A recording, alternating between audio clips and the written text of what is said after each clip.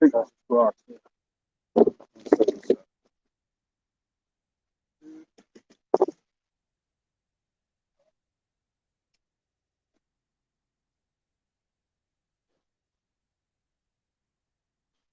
Shalom, shalom, man. Shalom. First and foremost, want to give you praises and glory to Yahweh, Yahweh, Hashem, Yahweh Shai, Shai, Hashem, Dash. double honors to the apostles and elders, the great millstone, the true apostles and leaders of the nation of Israel. Shalom, man, and a shalom to the hopeful and sincere elect Akim, man. You know, and Anderson say Akwak as well, because we have got a few sisters out there that are part of the elect also, man. The great multitude and all that. But yeah, we're here again, man. Once again, you know, another week, another day, another week closer to the coming of the year of our Lord, the day of our Lord, Yawama the one, you know. So we're here prophesying, man. The spirit of testimony of Yahweh Shai is what? The spirit of prophecy, man. So that's what we're out here to do. We ain't out here to sell no gimmicks. Or this ain't no you know, no fantasy fanatical thing, no group chat shit. This is real life scenarios, man. This is life and death prophecies, man. And you know, the prophets was hated. Anytime the prophets came into town, they wasn't liked, man. They was the most hated out of all the people on the earth, you know, because they was looked at as like tyrannical, and not tyrannical, but like just against society, and against all the wickedness that's going on. And that's what we're about. We're against all this wickedness that's going on in society. We're piping out, we're calling out names, you know, more than Kanye, the Mess West. We're calling out names, and we're putting these devils on blast, man. And that's why they even got Kanye West out there on the highway, not on the highway, but he's on the streams as of late. Supposed to be blocked, but he's doing more and more interviews than ever before. But he's supposed to be blocked on social media. But he's there doing the most interviews. Why? Because they're painting the narrative, man. It's a psyop. Because really they want to get the men of the Lord, because we're the ones chanting down Babylon, man. We're the ones cursing out these small hat devils, man, for who they truly are, being Edomites in the Bible. Kanye ain't telling you that they're Edomites. He's telling you that the small hats run the industries and so on and so forth. But he ain't really telling you that they're part of biblical prophecy, and they're the Edomites, Babylon the Great is America, and the rest of the prophecies, man. So he ain't like, it's not like he's a savior, but he tried to protect claim, because you had that statement from, who was it, Kissinger? If we want to give you a black Christ, you know, if we want to give you an image of a Christ, we'll give it to you, a black Christ. You know, they tried to paint Tupac as a Messiah, false Messiah, not too long ago, and he got taken out, he dropped dead, and now you got Kanye the Mess West, man, and they're probably going to assassinate that nigga too, because he's talking too much, biting the hands that feed him, man. So, but we're the true men of the Lord, man, and we're unto death. We don't want nothing in this society. We don't want to make no gain in this society. We don't want to make no fashion statements and none of that bullshit like these celebs do in this society, man. We want this place destroyed. Because my man Kanye is speaking against the Jews, but he said his best friend's Elon Musk. And Elon Musk is paying for his world tours, music world tours, and all these other things. Tesla's paying for it. But Elon Musk is an enemy of Israel, man. He's the guy that you're speaking against. This is Ezekiel 3:17 says, Son of man, I've made thee a watchman unto the house of Israel. Therefore hear the word out of my mouth and give them warning from me. Yeah, man, that's what we've been sanctioned to do. We've been ordained. It's a commandment in the scriptures, man. And that, you know, you got Jakes out there talking about keep the law. But do you know it's a law that we have to go out on the highways and byways and preach this word? Because the Lord told us to, man. We have unction and we know all things. That's why it's supposed to eat the whole roll. Scriptures, whether it's good or bad, whatever the scriptures say, you're supposed to go out there and teach Israel about it, man. You know, you got guys getting emotional over the grape situation, over whether you're allowed to sleep with your niece, all these different things. But it's in the scriptures. If the Lord spoke about it and it's ordained, then it's good it's good to go, man. As the apostles say all the time, man, you've just been in the West too long. Yeah. Right, and that's it. You know, certain things when you first hear them, certain things may not sit. You give the example of eating locusts, wild locusts, right? That's one of our customs. John the Baptist did that, right? Though that's actually more lawful than eating shrimp. Jake more healthy. and healthy, right? Jake would rather eat shrimp and crab than eat something like locusts, but locusts are lawful. But once again, you've just been in Babylon too long, man. You've been I was going to say gentrified. You've been westernized, man. It's like you've been back in the ancient world in the Greek Empire, Hellenized, Antiochus. And we stopped keeping the customs, stopped cutting the foreskins off with our rods and all that. Stop circumcising our youths. We started following the way of the heathen. Started wearing togas. Started getting tattoos, looking like a damn heathen, man. And this came out of the sewer. That's being Hellenized, man. And now we're over here in the West, we've been westernized. Because this devil beat our customs out of us. Yep. This Edomite took us, or put us on cargo slave ships, brought us over to the Americas, and beat our nationality out of us, man. Hey, all of these people, for instance, that like say, all of those things are, you know, are backwards. Like, for instance, with, you know, the age of consent according to the scriptures. Yeah. Right. They don't even know in certain countries that's still normal. It's normal, man. Right. It's only in the first world. Exactly. Well, but even then, Japan's part of the first world. Yeah, but and the age of consent over there, that's 12, man. Right. But it just goes to show you that everyone is so indoctrinated by the different places that wherein they're at. For instance, also they tried getting on, which, you know, we all know it's all about fun and games by the elites. They tried getting on Jay-Z because he dealt with Beyonce when she was 18. He dealt with Aaliyah when she was like 15. Yeah. R. Kelly was beating it. Yeah. You know, even though he was sleeping with the mother as well, which was going off for that. But a whole bunch of niggas was, you know, sleeping with Aaliyah when she was like from like 13, 14, man. These are niggas in the industry, so you already know they get that philosophy of the so-called white man. Yeah. He's into all that. But he likes to touch up little boys as well, which is totally off, man. You know, according to the Talmud and all these different things, man. But, you know, dealing with a young woman, that's what she is, a young virgin. Bafwala in the Hebrew, you know, for young, Ailama, young woman, young virgin. Bafwala, Elam, she's young. And then you got Bafwala, which means a woman that's never been touched, man. She's, you know, young woman. Aaliyah was a young woman at that time, and she was, her flower was ready, man. Her flower was ready to be plucked. Yep. That's why she was getting down with Jay-Z and all these different guys. They obviously knew her. She was up. She reached the flower of her age, but she just slept with too many men. Once a woman reaches a flower of her age, she's supposed to sleep with one man for the rest of her life, man. That's according to the scriptures. In this society, you know, they practice, you know, the sleeping around. Basically, do as thou wilt. Yeah. Right. You know, which is straight up wickedness. That's why disease is spread. Yep. You know. And yeah, so in Ezekiel 3:17 it says, right, therefore the word of my mouth, basically the Lord's mouth, man. Yeah. Where when we speak, we're not speaking our words, we're speaking the Lord's words. Whereas someone like Kanye, he's speaking the elite's words. Yeah. Right, because he's mixing it, man. Because once again, he's not telling you, and he's not warning you. There it says, give them warning. Warning about what? The common destruction of this wicked ass kingdom, man. Yeah, right. He's not pushing no prophecies. He's really down for the CHIP, because he keeps talking about Tesla and all that. And Elon Musk and his Starlink and all this. He keeps promoting his technology. And what is his technology? Neuralink and all that. That's all about the MOC to the B. So he's really for the agenda, man. He's not, you know, you gotta be able to use discern these things, because you're gonna have what's it called hirelings and another word that they use in it. Hirelings is good enough. Shields, yeah, that's what I always say, but another word, man. But basically, you're gonna have guys that's acting like they're down for the cause, but really they're on the side of the elites, man. Like your Alex Joneses and all the rest of them. You know, they're for the agenda, man. They've been paid to do a particular job. You know, so you can't really trust what this guy. You know, you have to trust him with a pinch of salt. What Kanye West is saying, even though he is exposing who the true Jews are and the wickedness that they've done. You know, but he isn't on the full route, man. And then the scriptures tell you that the Lord ain't looking for guys like Kanye West, many noble, many rich, and all that. The Lord ain't looking for those type of guys. But they ain't really all sincere in their doings, man. People ahead for the wrong reason. Yeah, exactly.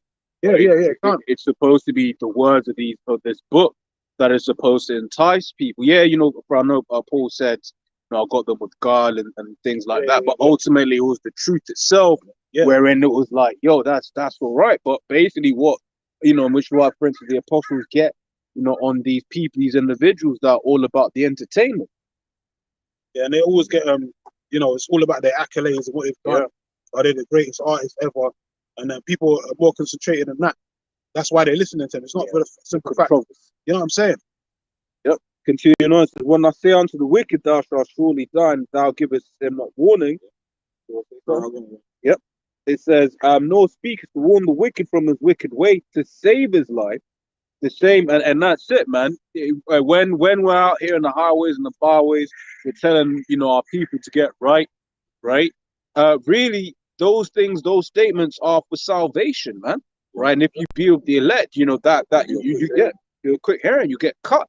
So you a certain time, man, you be watching one of the apostles or brother, and they'll say something, you get cut. You're like, oh shit. That's like when the apostle said this should be 1,000. Yeah. Yeah, million. Yeah. Videos that brothers put up, viewers, there should be a million camps out there, man. Even with these other camps, the amount of people that watch these other camps, just for fucking entertainment, there should be tons of camps out there. But Jake is complacent, man. He's like Ezekiel 33 told you, man. They're heroes of the word, but they don't want to do the work. You know what I'm saying? Ezekiel, the 33rd chapter, verse 32, and lo, thou art unto them as a very lovely song and of one that have a pleasant voice. Yeah, because like this is the greatest story ever told, man. But, got people out there searching for the cradle of life, meaning of life. What's it all about? Trying to search out the mystery. The greatest mysteries are contained in the scriptures, man. Is that people are just ignorant of it. They always want to make up an excuse for why they don't want to listen to what the scriptures are saying. But this is the #1 book on the planet. #1 selling book on the planet is the Bible, man. Ain't the Quran, ain't the Keeper of Negas, ain't none of those other old dusty ass books, that they found in the damn tomb somewhere. There is the scriptures, man. Because this is the word of the living Father, man. Yahweh Bar Hashem Yahweh Shai, this is the word of the Father through his only begotten Son. And this is the only word that matters, man. All that other shit is vanity. Anything outside the scriptures is vanity, man. Well, it says in Isaiah, right? None shall want to make. Right, making many books, weariness of the flesh. And that's it. Without the understanding to filter it out, you just get hella confused. Yeah, we may reference certain books, right? But if you don't have understanding, right, given by Yahweh Hashem Yahweh Shai, you're gonna get confused. Even for instance, as opposed to I will mention, we read into the blue letter, but if you're not discerned to understand where the blue letter goes off, then you get taken by that. Yeah. Deuteronomy 23:7. Yeah. And I told you to put born Edomite. That was added in. The word there is not an Edomite, it's Syria. Yeah. It's two different words, but he served the devil that the Bible speaks of. So he tried to put that in there. Just like in the book of Acts 12, chapter 4, verse, it talks about Easter. Easter was not in the scripture. The word there supposed to be Passat. Yeah. The Passover, man. We don't celebrate no damn Easter. So that's what they even put in there. Huh? Or even going back to Constantine, 325 AD, because he put all that paganism into the scriptures. Yeah. He can even attribute that to back then. That was going on. Again, it says, and lo, thou art. Sorry, and then you got these guys in one in Yahweh Shai, whatever they meant, one body in Yahweh Shai, tried to say that Jeremiah 10 is not talking about Christmas. Man. Yeah. And Nimrod, you guys are bugging the fuck out. What drugs you guys have been smoking, but that Dakar is strong, man. How the hell can you try and tell us that Jeremiah 10 is not talking about the Christmas tree, man? Going back to Babylonian worship of Nimrod. When Jeremiah was in the Babylonian Empire, what else could he have been talking about? It's plain. They deck it with silver. And they carry it. It must needs be born. Yeah. They leave it in the corner, they gaze at it. Yeah. Adore it. It can either do any harm, which especially if you understand the history behind it. The history matches up with what he was saying, because Semiramis pushed that fabled Babylonian doctrine of the spirit of Nimrod being in the tree. Yeah. And they do it once a year, and it's a festival, celebrating nature and all that shit, which is witchcraft, man. So how the hell what else is it? You tried to say it was the elders going on. Like, what the fuck are you talking about, man? That's why, you can't trust every guy that has a Hebrew Israelite name and a garment on, man. You got to check their doctrines, man. If I could say that, Paul spoke of basically how you will get Jakes constantly trying to forget how it's phrased, but constantly trying to hear the new thing. Yeah, right. Hey, Mars Hill. Yep, that Mars Hill. Areopagus. Yep, that's it. Howbeit every one of you have the new doctrine. And that's it. Jake just wants to seem deep. Jake wants to be the guy that be like, oh yeah, I broke it down. Yeah. When we was in Oxford, it was guaranteed that every week we're gonna have a new Jake with a new doctor. Some scholar. Yeah. We've had scholars come up and get turned inside out, man. Yeah. University scholar, Oxford Street especially. Yeah. Back in the day, they used to come up try and bait us Yep. And they were left with their tail between their legs. They knew they got cut. Yeah, because if I can say, especially them uni scholars, they've got a lot of, when they're in the uni buildings, they've got a lot of witchcraft with them, and on the students. Yeah, yeah. And what I mean by that is the students are like, oh my god, you said that, that's so deep. But when they come to men like us, we don't, that witchcraft of like, oh, you're such a great person, isn't on us, right? We don't respect their titles or whatever. So when they come up, right, they think they're just gonna have a walk over, but then we start asking them questions that they've never been asked before. We start making them, Actually think. But precept just Question their own doctrine. Yeah. 1 Corinthians 1:27, but Yahweh have chosen the foolish things of the world to confound the wise. Yeah, man. So the wisest so-called scholar, philosopher of the world ain't got nothing on us in these scriptures, man. You know, the brother that's newly in the faith, I've got more wisdom and understanding than any of those so-called schooly scholars out there, man. You know, because we study, about the photographies, and study maths, about the history, everything that's going on, and we thought everything through the scriptures, man. World history and all that, man.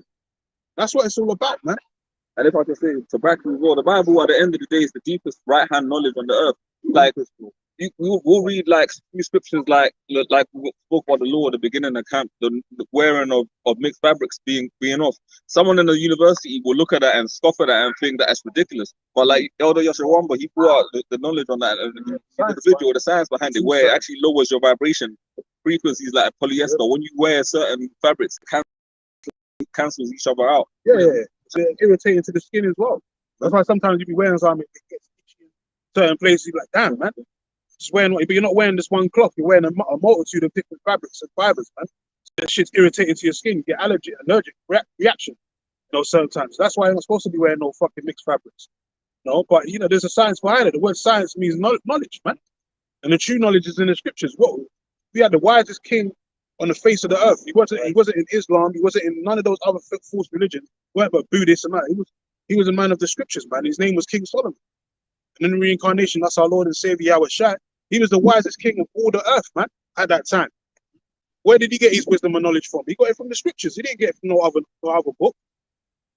So this is the greatest book on earth, man. When you want to know the mysteries and true, depth of, intelligence and all that, it's in the scriptures, man. Can't get no deeper than that.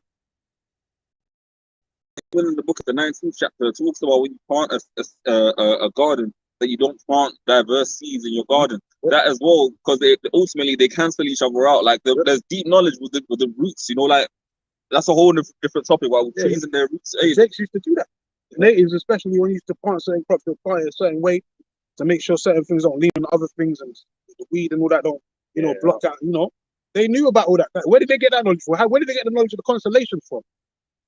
Tribe of Manasseh, if I'm not mistaken. Where did they get the knowledge of the constellation from? We had all that knowledge, man, and we're gonna have it again. These devils acting like they discovered something new, like you're the most benevolent and most intelligent people on the earth. These gooks, these Chinese, that they got technology now. They think they're next up. No, you're not, man. Greatest people on the earth were the children of Israel, man. And prior to you having all this knowledge and understanding, we had all that, man. You got the modern day Urim and Thummim now through the Google and the phone, smartphone. That's old technology, man. We had that in the ancient kingdom.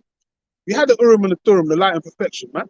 Even with the dietary thing, like they come out with keto diets and all of the different things. And some of them do have their benefits, but when you read through the dietary law of the scriptures, if you follow the scriptures dietary law, honestly speaking, like it heals most of your ailments. That's my health. Yeah. Even Leviticus, the third chapter, it tells you it warns you against the eating of fats and bloody meats, man. And at the end of the day, the majority West Africans, they got gout and fucking all kind of issues because of the fact that they eat that's fucking overeating meat. Yeah. Daniel did the science experiment, and he ate pulse for 10 days. And look at the results, man. Came out looking much more healthier, and all sorts better than all the men that was eating meat. That was the experiment. Those men were out there just eating bare carbs and bare meat. And he said, fuck it, I'm just going to eat pulse for 10 days, which is vegetation.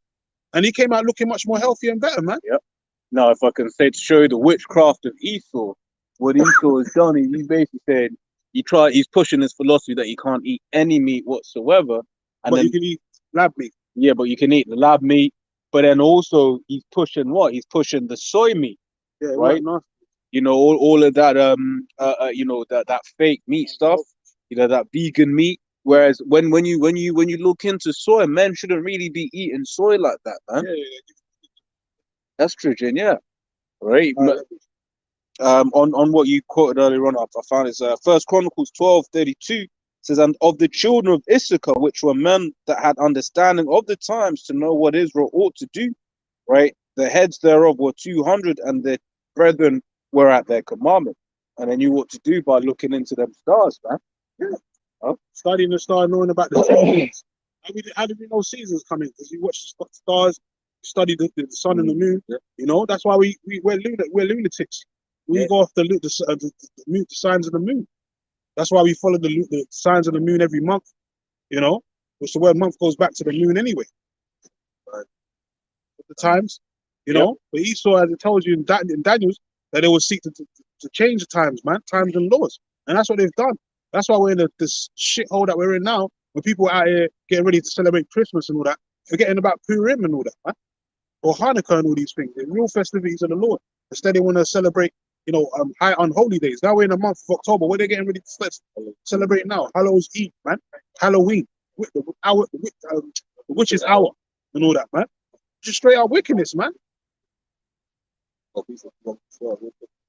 Exodus 23:13, and in all things that I have said unto you, be circumspect, and make no mention of the name of other gods, neither let it be heard out of your mouth. And that's what Halloween is. It's the conjuring of those left-hand spirits. And even that's a cut onto the false Israelite teachers like the IUICs. Straight up tells you Jesus Christ is another power, man. That's a demon, man. Jesus, false Messiah. It's another false Messiah, man. That's a demon. It's that like a majority of our people are going to be in churches tomorrow making mention of Jesus and God. You know, but that's not the Lord's name, man. That's paganism, man. They're possessed by another spirit, man. That's not of the Lord, man. Because if you're calling on Jesus the Christ, all you're thinking about is a white man in your head. You're thinking of the image of a white man with blonde hair and blue eyes. That loves everybody. Yeah, that's a demonic spirit, man. That's a possession, man. And that's idol worship. Because that's not the name of our Lord, and he doesn't look like that, man. He don't look like an Edomite with like a wet dog, you know. I was even going to say as well, and with Judas Iscariot is an example that you can have men that seem like they're righteous for a period of time, but ultimately still be wicked, man. Because he was set up in the spirit as the son of perdition to go off. But he was with the disciples and the Lord for a period of time, man. But he was in the spirit, and then he seemed to the masses at the time like he wanted the kingdom and the Messiah to come. But then he sold the Lord out for the filthy lucre, 60 pieces of silver, man. Yeah, he was a zealot, man. He was carnal, man. And you got a lot of carnal Israelites in this thing of ours, which that's what we're speaking against as well. We tell you, you know, you don't need no bulletproof vests and guns to be at the camp, and you don't need to be pushing no carnalism, man. Because if you become that, you're gonna end up being in that spirit of a zealot, man. And then you're gonna, you know, end up like what IUIC fighting and fucking nearly getting shot by a bunch of damn Christians outside of a damn church because you niggas is carnal, man, and not being spiritual. You're not looking at things spiritual, man. And you shouldn't be going to no damn churches in the first place, man, to try and convert. Them niggas are lost, man. Instead, the Lord said the blind leads the blind, they both shall fall into a ditch. We ain't trying to convert lost souls that just want to be stuck in fantasy land and ignorance, man. We're out here for the elect. And the elect, they're going to hear this word, man. We ain't going to have to beat them to death with a sledgehammer for them to get it. They're going to hear this word, and the spirits are going to incline to it, just like we did when we woke up. We heard the calling, the elect are going to hear the calling too. Yep. Romans 8:6, for to be carnally minded is death. That's right, man. It's death, man. That's what these guys really are promoting. It's really, they're not trying to save Israel, the elect. They're about saving black people. The Lord is not about saving no black people, man. It's about saving his elect. And the elect to come in all different shapes and sizes, different shades, man. All different shades of brown. Yeah. Well, and the Lord is the one, the sanctification of our people, like it says in Ezekiel, the 36th chapter, is going to come from a higher power than Esau. Because, for example, this month in October, you got left-hand energy. You got Halloween, and it's also in the UK and in America it's February.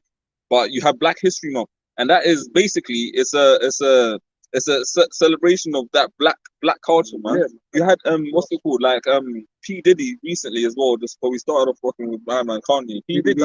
Yeah, he went to a so-called black secondary school that he opened. He opened up a school, and then you had the students idolizing him. Literally, that's why the Lord's killing rappers, because Jake idolized these rappers like gods.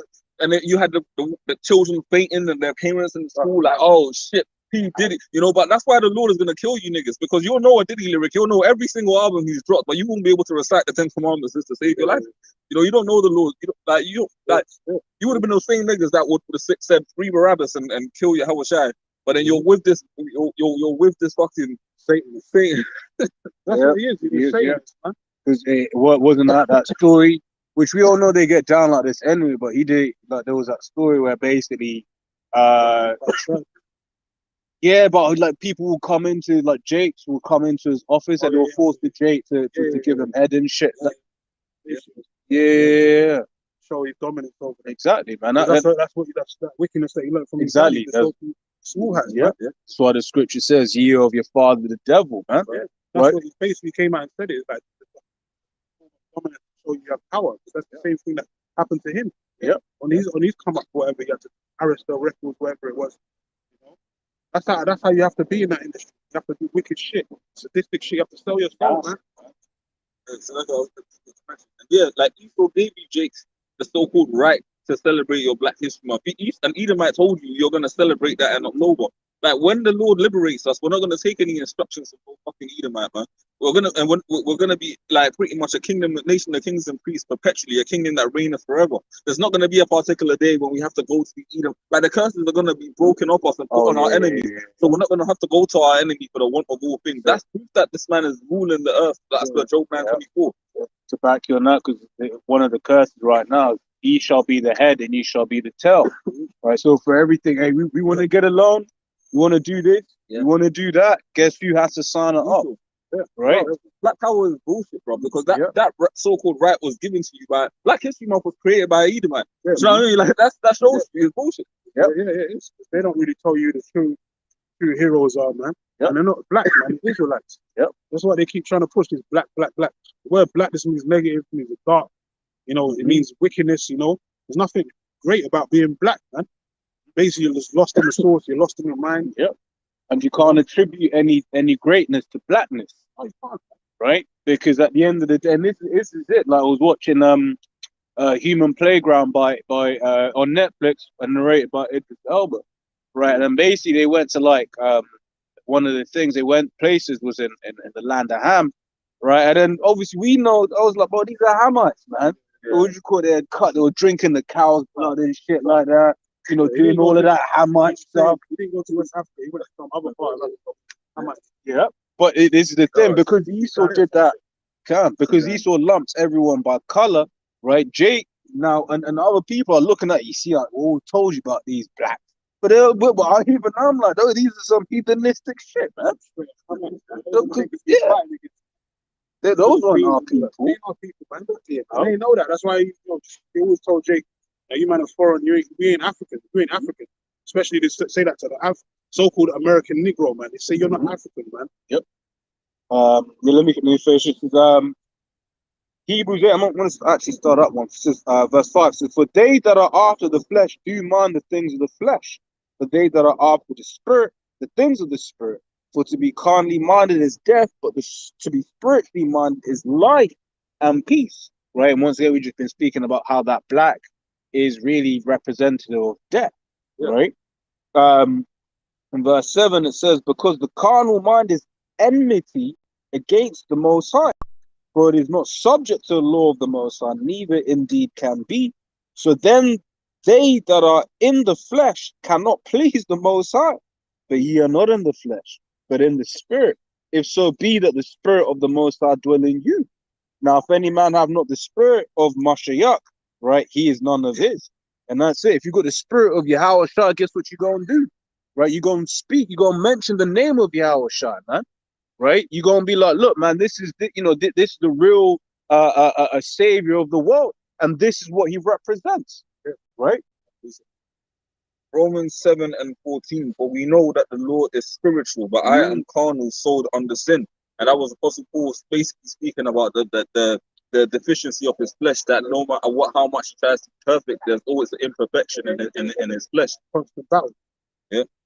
For that which for that which I do, I allow not. For what I do, that I do not, but what I hate, that I do. Yeah, man, because it's a constant battle between the spirit and the flesh. That's why the Lord said the spirit is willing, but his flesh is very weak, man. It's just these feeble bodies. These are chains of darkness. If we was in our right state, you know, we'd be like the time of back in the time of the Adamites, time of Adam, when he was actually like a living God, man, on the earth. He was in his perfection at that time until he went off following his wife Eve. He was perfect at that time, man.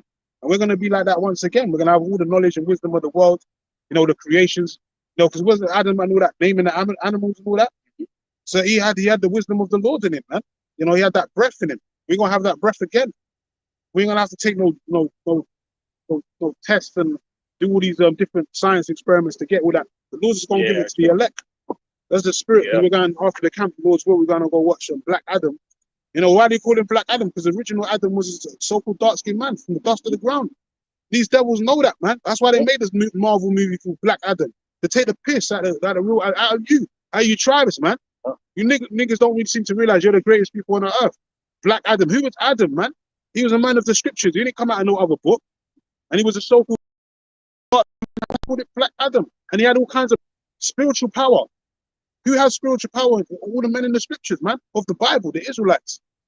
So that's coming back to the children of Israel. It ain't coming back to these other nations, man. It's what Esau is fighting for right now, try and get that onto that godly level. But he can't get it because he lost his blessing a long time ago, man. Yep. He gave it up.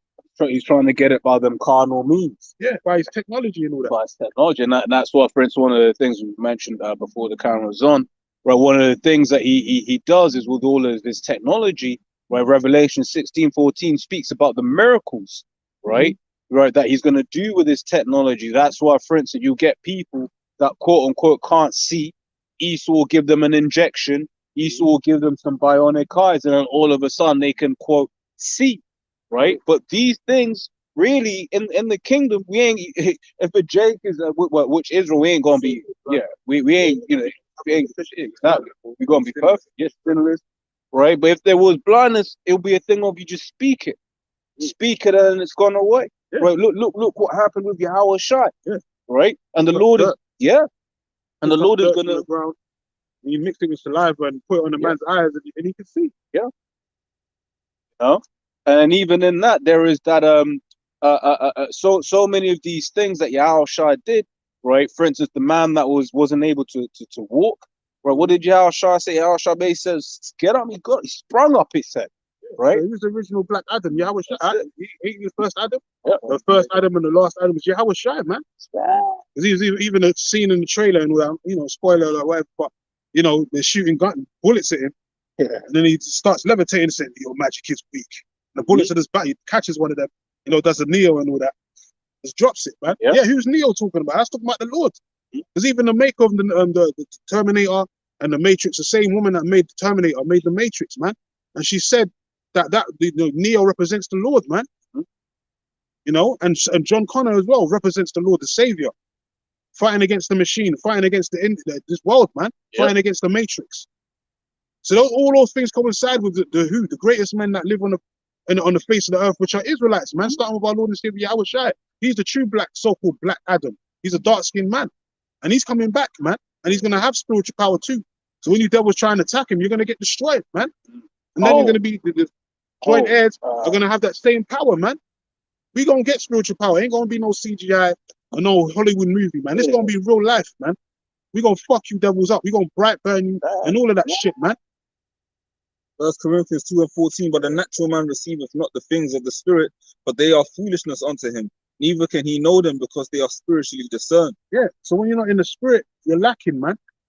And that's why, you know, certain men, you know, you can't get real true understanding, man, because you're spiritual, man. Lacking understanding, you're being emotional like a woman. That's being carnal, man. Because women are carnal. They're not spiritual, man. You know? So, but you know, to be on a high level of spirituality where you can even start manipulating elements, you have to be spiritual. That's what the Lord's gonna give us. He's gonna heighten our spirituality, our faith and all that to the point where we're gonna be moving actual buildings with our minds and all that, man. We're shooting lasers out of our hands or our eyes, whatever we want to do, man. Moving the elements, man, healing the sick, like, putting people to death. Dr. Manhattan level.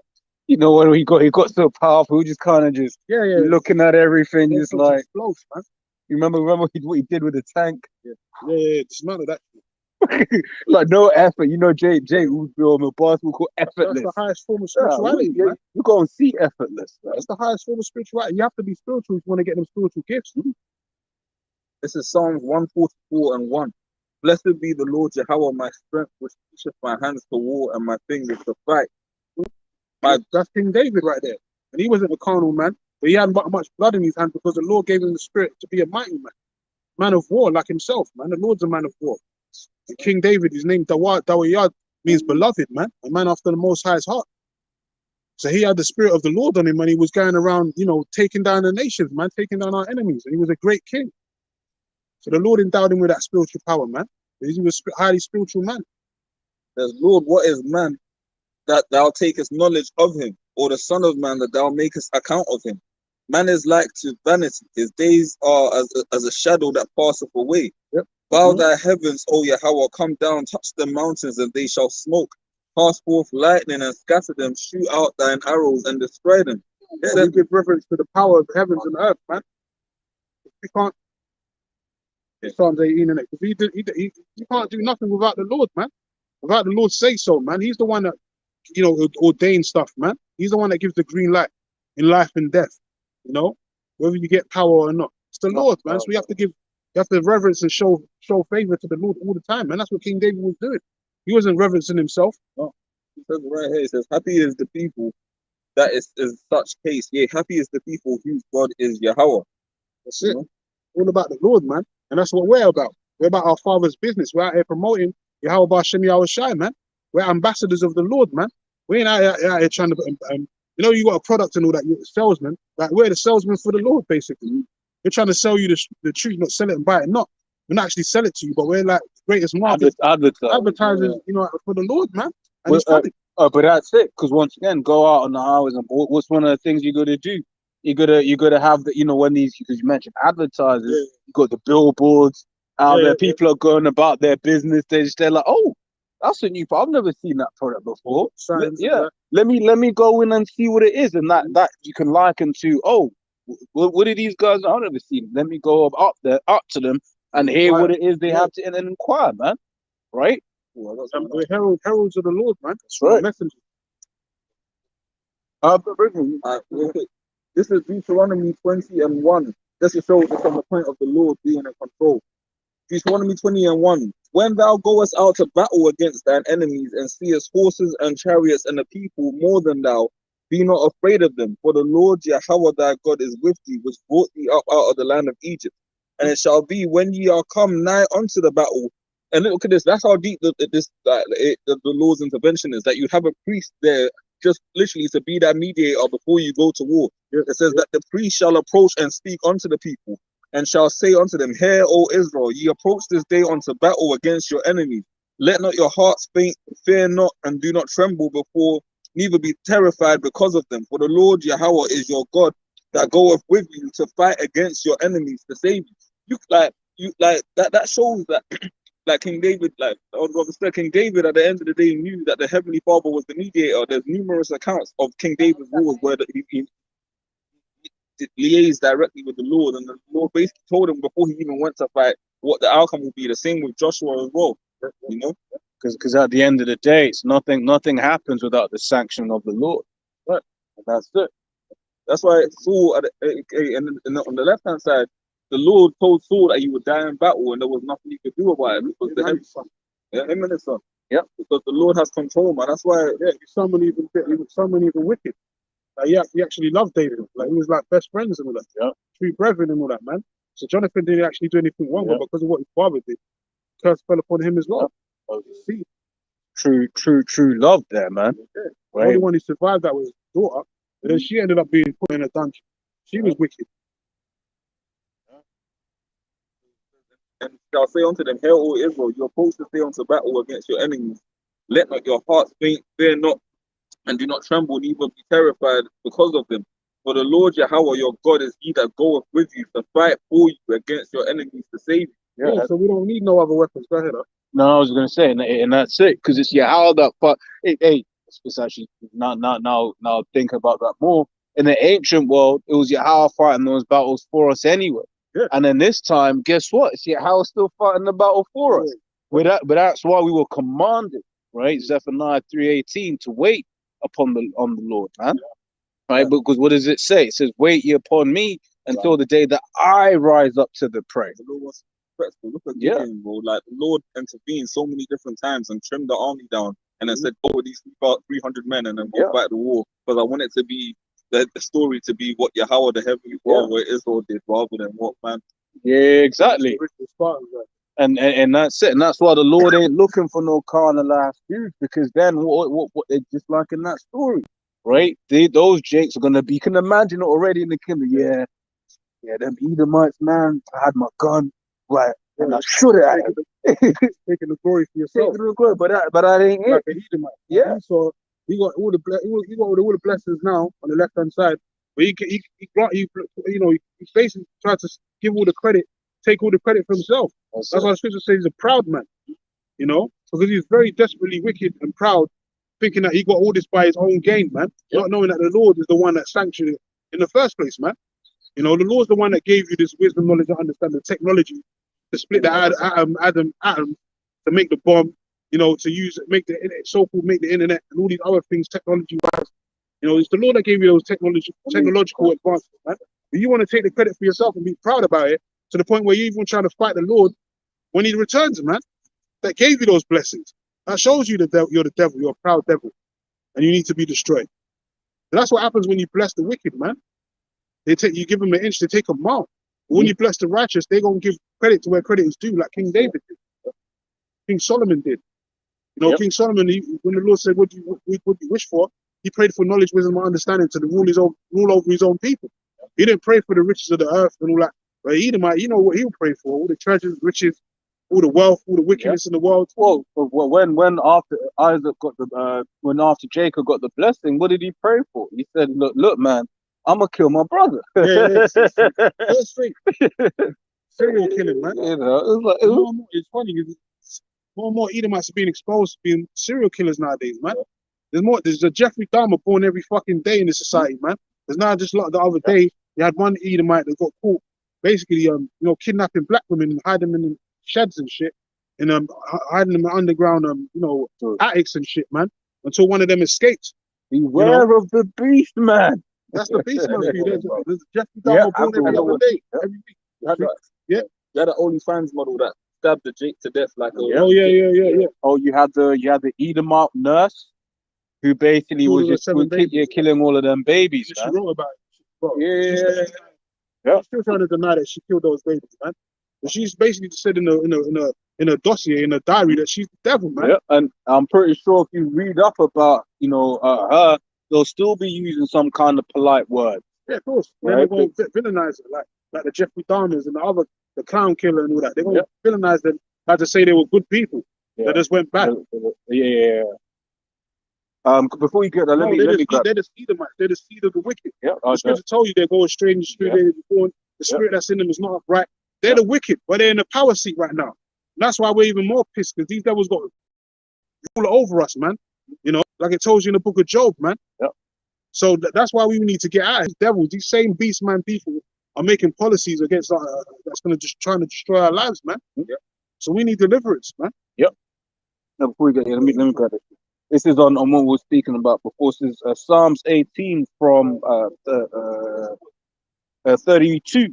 It is the Most High that girdeth me with strength and maketh my way perfect. He maketh my feet like hinds feet and setteth me up upon high places. Yeah, spiritual power, man. That's what the Lord could grant you if you're one of his men. If you're one of his true soldiers and you endure unto the end, that's what the Lord's going to bless you with, spiritual power. Highest form of power, man. Can't get any more higher than that. You actually being a God on the earth. Changing shit, creating shit, destroying shit, being a true power on the earth, man. A true judge. Yep. Teacheth my hands to war, so that a bow of steel is broken by mine arms. Right. Thou hast also given me the shield of thy salvation, and thy right hand hath holden me up. Yeah, so then you could basically can't die. He wasn't killed in war. He died of old age. So the Lord was his shield and buckler, man. Meaning, he'll go into a war with 1,000 people and come out unscathed, man. He'll come out wounding many men, killing majority of them, come out unscathed. And he did that many a times up until his old age.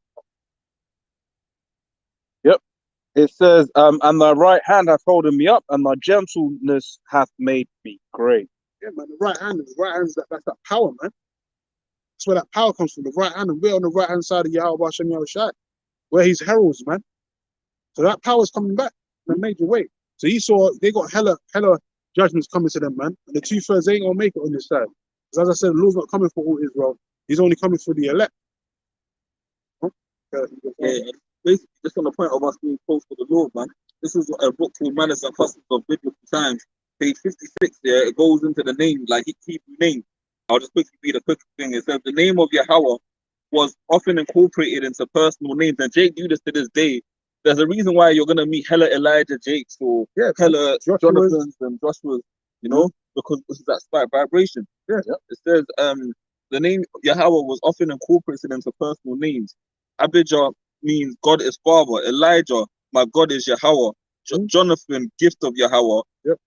And other names remind people of birth. Marshall, Moses, drawn forth like Judah, Yahweh, like that, you know. Because at the end of the day, Benjamin is another popular name, son of the right, you know, because we're people close unto the Lord, man. And you ain't gonna catch no Edomite. Levite, lawyer, join unto me. Yeah. You're not gonna catch no Edomite commonly naming their children those kind of names, because that vibration of the Lord isn't upon them, man. Like you saw a name, he's picked Tommy, or you know, daughter be you know, some fucked up name, man. You know, April or some shit like that. Yeah. You know, he doesn't pick spiritual names. You know, Beth, no, Beth by off in his house. But he doesn't pick spiritual names. Like they pick like heathen type carnal names. That is from Elizabeth. Which is Aliyah Shabbat, which is like God's oath. I think because I like the name Isabella, which is the same name, isn't it? But even on that, the thing is, when Jake were picking these names, they were picking them in righteousness. Whereas when he picks names like that, he picks them because certain names basically represent your social status. That's why, for instance, although it's a powerful name, right? It's a Viking name. That's why a lot of Edomites will call their children Oscar, right? Because it's got that middle class appeal to it. Oh, Oscar, Lucas. The Vikings with Jake. Exactly. You know? Exactly. Jake, which is like Gaelic and all that, man. Yep. You know? It goes back to like the Hebrew anyway. Yeah. Jake's was the Vikings and the Anglo-Saxons. That's all Israelites, man. So Oscar, all those type of names that have like similar spiritual meanings behind it, man. Exactly. But that's the thing. When he's taking them, he's not taking them for the sake of spirituality, just so that he can appear to the world to be, like I said, there's certain of those names have like a middle class spirit about them. So that's why they're going for them, not because it's like, rah, hey, God is an oath. Like, they're not close to God, man. The scriptures tell you that they don't. Most High is not to know their fault, man. These devils are not close to God, but they want to act like they're close. Still other people's heritage. But really, they're the devil, man. That the Bible speaks of, man. Like all them small hats, small hats that's going bowing their head at the wall and all that, pumping the wall, and celebrating the Talmud. They don't believe in Yahweh Shai, man. They don't believe in Yahweh Shai. They believe in Satan, man. They don't believe in the Lord, man. But they want to call themselves the so-called Jews. Hats and all that. And even the scholars know that reincarnation is in the scriptures. Check this. It says the importance of children. Because parents believed that they lived on in their children, children were looked upon as a great blessing. Deuteronomy 28:4.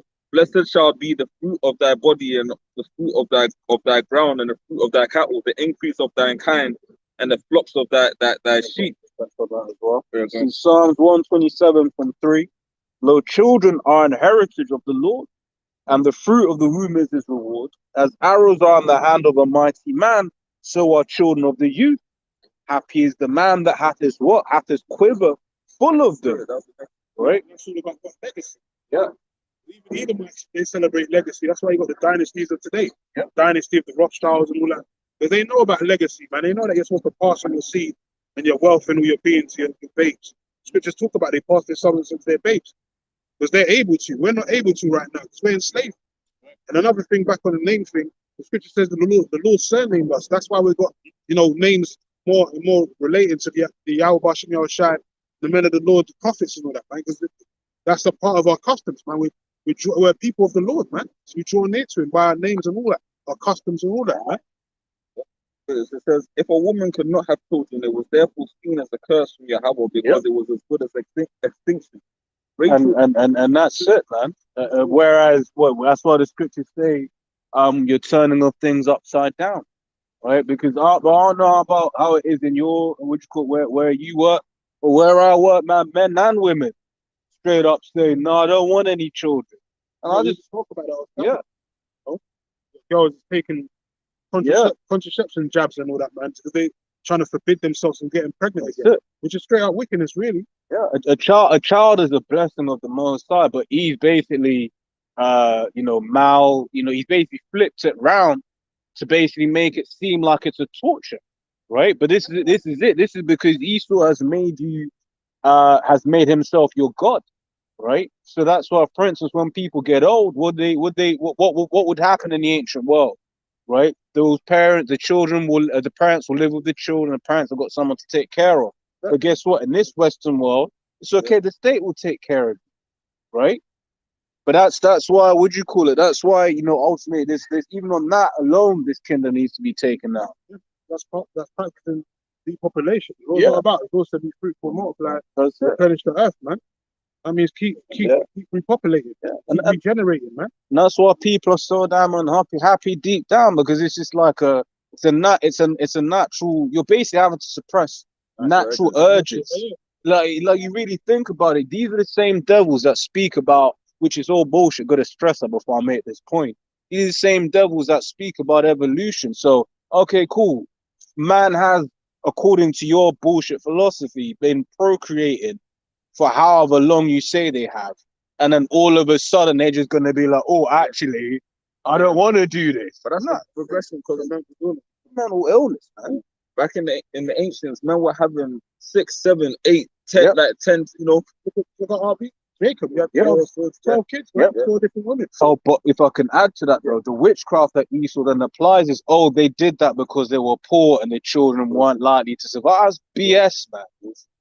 I got right. All nations came from a single seed, man. Came from a man. Yeah. Just like if you want to grow certain apple tree, you have to plant them seeds, man. Any type of seed, you have to plant it, and then you reap the benefits of those crops after, man, the harvest. And that's what Jake did. He just has big harvest, man. Reaping the fields, man. Oh, we had that whole tribe. Tribes of people. Yeah. Ephraim. Tribes, man. Tribes are like small nations, man. Yeah. And there's nothing wrong with that. That's what the Lord intended us for us to do. We're going to repopulate and do all that again.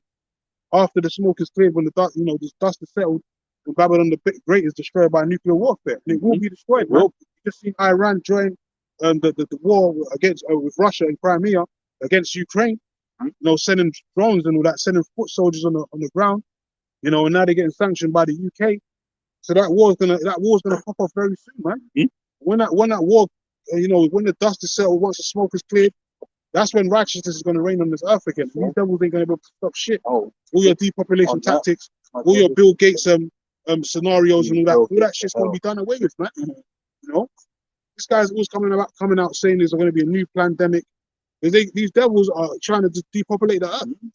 It's just like if you had a herd of cattle and they just decided not to repopulate, your shit will die. Your shit will get extinct. Even on that, bro, you gonna be like, yo, what's wrong with my cows? You gonna be like the cows. You be calling the vet, being like, yo, doc, my cows ain't reproducing it. Can you come check? And then they just get dead. Then you want to know fucking animals. That don't make no fucking sense, man. But that's what this devil does. He wants to sterilize everyone.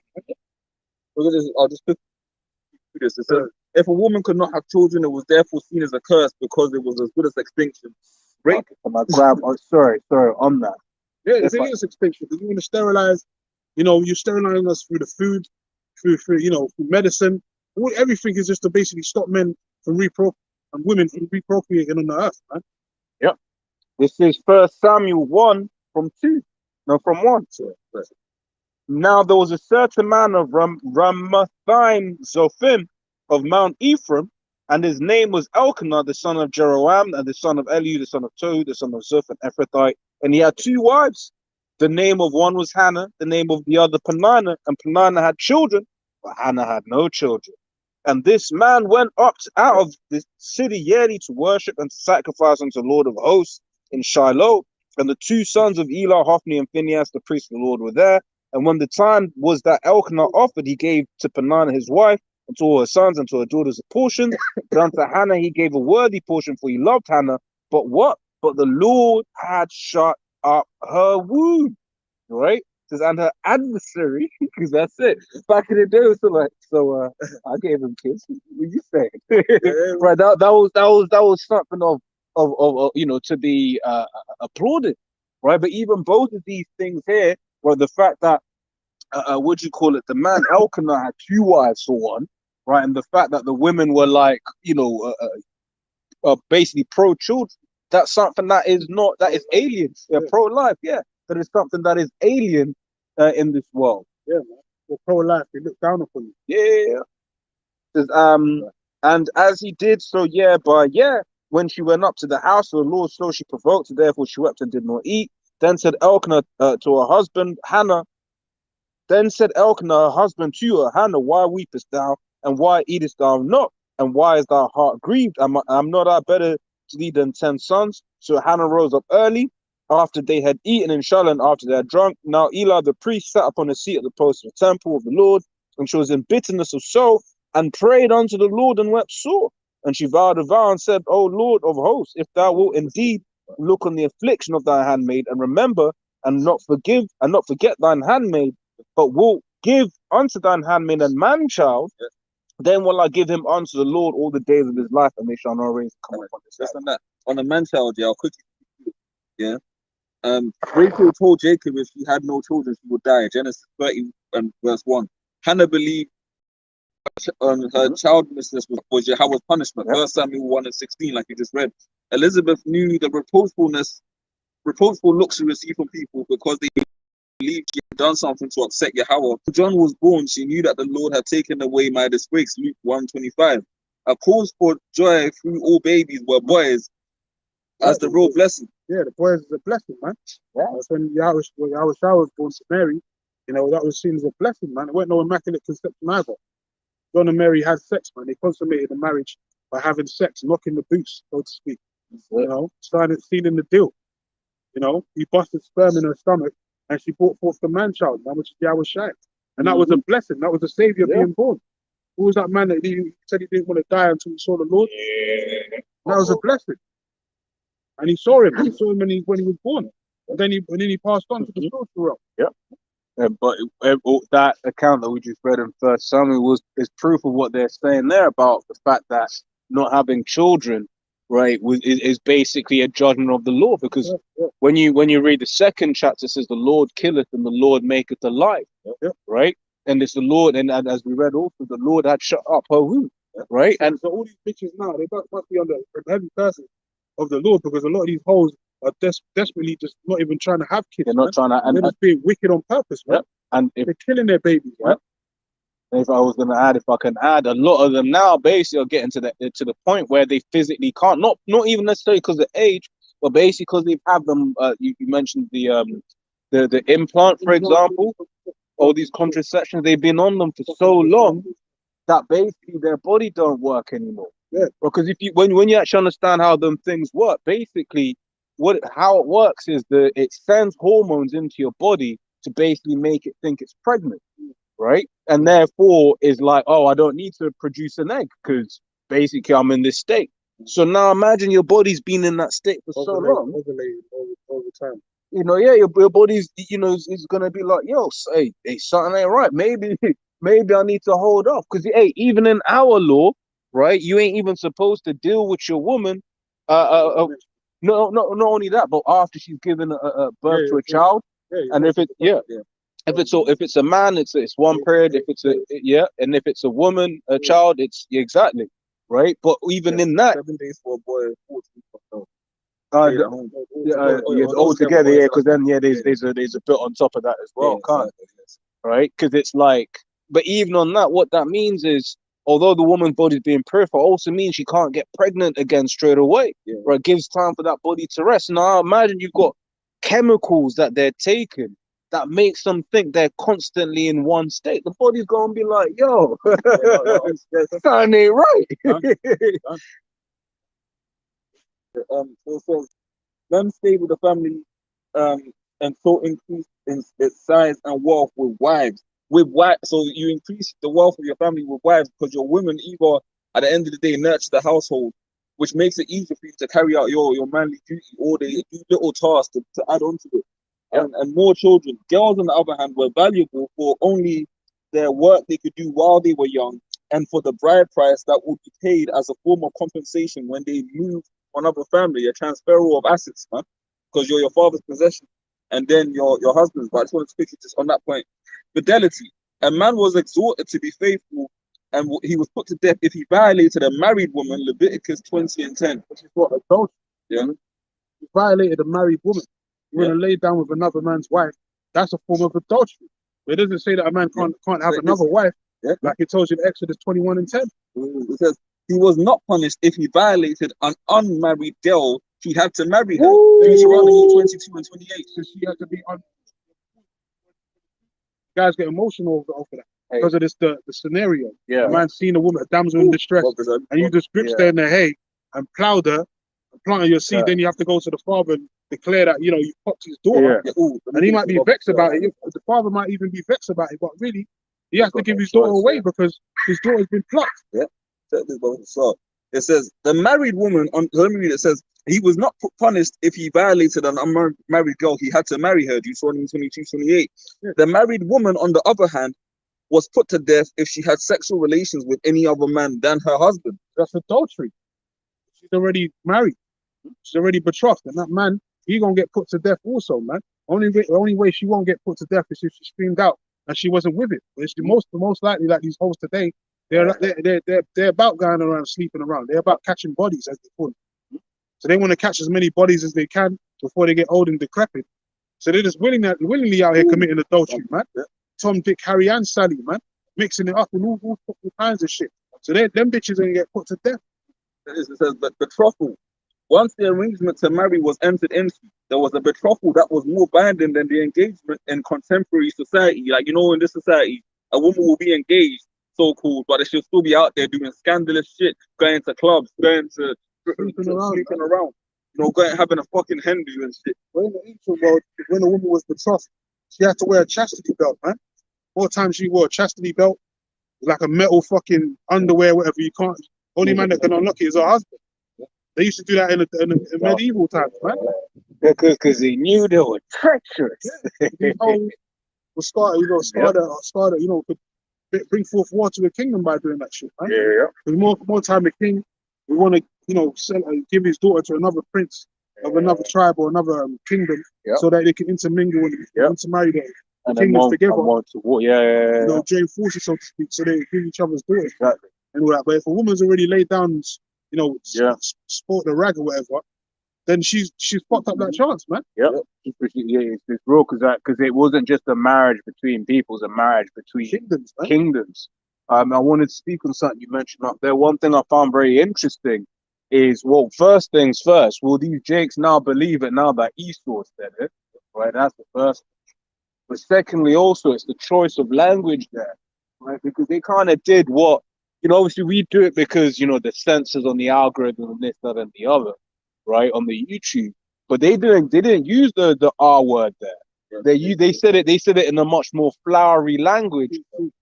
So that you might read over it and not understand exactly what is meant by that statement. Man, forced himself on it. Took it. He took the pussy, man. There's nothing wrong with that. If she's not married, that's it. Nothing wrong with that, man. But in this society, Esau will say that's great, locking you up, under the you're an animal, your sex, what's it called? A sex object. Oh, I know you mean that. I know what you mean. Yeah. You want the sex offender because you raped the woman and took it, bared her child, made her better. And more times, some of them women that get in those situations, they've actually stayed with those men that got raped.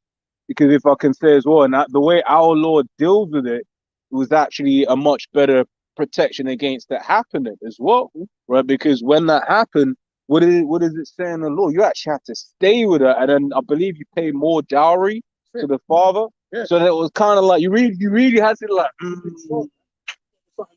Exactly. And you can just get, you can't just bust them out and get away with it. Like the yardies like that, like bust scene, kick out. You can't do that. If you bust that nut, you got to take care of that baby, man, and your wife too. Yep. It says this is page 67. Yeah, it goes into the customs of divorce. A man who had falsely accused his wife of not being a virgin when they were married also could not divorce her. Deuteronomy 22:13-19. Yeah, so because once again, these these bros want that £50,000 wedding. Because I think what the average wedding in the UK is like 20,000 for one day. Massive carrot on the fucking hand. Yeah, a massive carrot on the hand. They'll be doing all of that, but then you tell them, hey, according to my customs, you're good, right? Because in our customs, there's certain ways that we deal, like we're reading here. You couldn't just kind of like put your, hey, Yahushua said it. Yahushua said in the beginning it was not so, but for the hardness of your heart, Moses allowed for divorce to be in the law, right? Because the Lord knew, but in the way it was designed, it wasn't so. But obviously now in this can, especially for us men, right? And there's truth. Well, if we, if we have a woman that's basically being a demon and negligent, making it difficult to do this work or whatever, then it's like, cool, all right, hey, put her away, whatever, what have you, right? Switch to talk about if she be pleased to dwell. Right, but in our laws and our customs, wasn't really supposed to. Well, you wasn't at all supposed to just pop and do it. Check this in. 60 arranged marriage. Young people did not normally decide whom they would marry. It was marriage first and love afterwards. Yeah, which they even on that there was some study. I remember a brother I bud was was telling me about it one time. Right, it was basically when it shows about relationships. Right, relationships based off of lust and relationships based off of arrangement.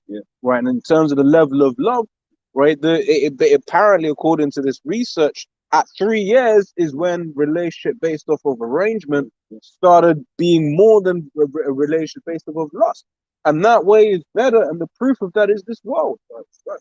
Because look how many relationships nowadays end. I think what was like 50% of marriages nowadays end in divorce. By women, right? And I remember reading one, I think it was an Evite. She was basically saying she was paying for the divorce lawyer while she was still paying off the wedding.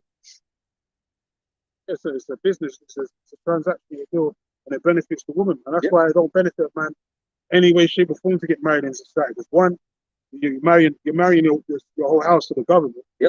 Or the government has more claims over your life. And the bitch, she can take half of your shit, half of your equity before you even fucking sign the divorce papers, man. She basically has whatever you earned. She basically 50% of that belongs to her. And then you have to, if you don't forget about if you have children, you're gonna end up paying child support for the next 18 years. Oh, what did Kanye say? 18 years. 18 years. Gold digger. Found out it was his. That's what these bitches are, gold diggers, man. They know their roles, man. They know they're made to be snares and nets to men. They got an advantage over men, in that arena. Men fall short and fall into that snare all the time, man. Certain men, drive themselves to fucking to drinking, lose their wits because of these fucking wicked ass women, man. Look at this there. The family is rolling it. The family was therefore a little kingdom that was ruled by the father. He ruled over the wife, children, grandchildren, and servants, everyone in the household. Children were brought up to accept his authority. Exodus 20:12. Yeah, man, that's the nucleus. That's the nuclear family right there. And the man is the head of the household. That's why the term called the man wears the trousers. Because women don't wear trousers, man. Man wears the trousers. He's the head. Law. Can I just because we're good? We'll get some priests as well. So in society now, it's like now they're talking about equality, feminism, and all this bullshit, man. A woman can, raise their own kids, don't need a man no more, and all that. All this is straight up disorderly, man, and wickedness, chaos. 1 Corinthians 11:3. But I would have you know that the head of every man is Mashiach, and the head of the woman is the man, and the head of Mashiach is the Most High. So that's the heavenly order right there. That's never going to be changed, man. It's only this devil that tries to change it because he's the devil, man. Right. Everything the Lord set up on the right hand side, he tries to turn it upside down on Yeah. the left hand side, man. And if I can say, just to show you just how demonic it all is, because then when you actually speak to these broads, and then they're like, oh, you know, I want a man. They basically they say they want to be in charge, but then in the same breath will be like, oh, I want a man who takes control. Someone stronger, Yeah, and all that. smarter, taller than her. But Exactly. she wants fucking. But she thinks Yeah. So deep down, they understand that the natural order of things is the right way that makes them happy. Because when they've got a guy that just says, "Yes, my love," with that happy wife, happy life spirit, she don't like that. She don't respect that. And then what does that cause? Not to justify it, not justifying it at all. But that's why then they end up sneaking out with some gangbanger, man. Yeah. Which that means that both of them are dead. Once again, not justifying that, because that's wickedness straight up. That's what happens. Though. You These know? women are disordered. They're wicked. On the death of the succession normally passed to his eldest son. Isaac was a special case. You know, the elder shall serve the younger, man, which was pretty much set up in the spirit to make sure that, hey, as it's written in Ezra, man, Esau was the end of the world, but Jacob is the beginning of it that followed. It says, according to family law practiced in Abraham's time, it was possible for a man to have a child by a secondary wife to conquer. You know, Ishmael was born to Abraham and Hagar in this way. But if any child was born subsequently to the first wife, then that child, in this case Isaac, became the head of the family. The same law was followed in Jacob's case. Rachel was always to be the first wife. Therefore, it was her elder son. But woman, the role of a woman always appeared to be subservient to men. She kept out of sight when Always visitors. appeared. Who wrote this book? Who wrote this book, man? Ralph Gower. But you see, that's it. That's that PCizing of the scriptures, man. The scriptures are plain. We just read it in the law, right? Hey, we know, what you call it? The only time, which got one of Jacob's daughters is mentioned is because the man got pissed. The two brothers got pissed. Was it Levi and Simeon? He got pissed. I was like, yo, this heathen gonna die. Yeah, it was like, yeah, this heathen, these heathen, what was it? I forget which. It was one of them, Hamites. Yeah, went up in there. So they were like, look, man, yo, we, you know, that's the only time. Yahweh Shai, what do you call it? It says in the scriptures, his brothers and his sisters are they not among us? Well, we know his brothers, right? We know but what about his sisters? When what do you call it? When the angels went up and to get when the book of Judges, right? When basically the guy came up into the yard and then them homos were trying to get that Jake.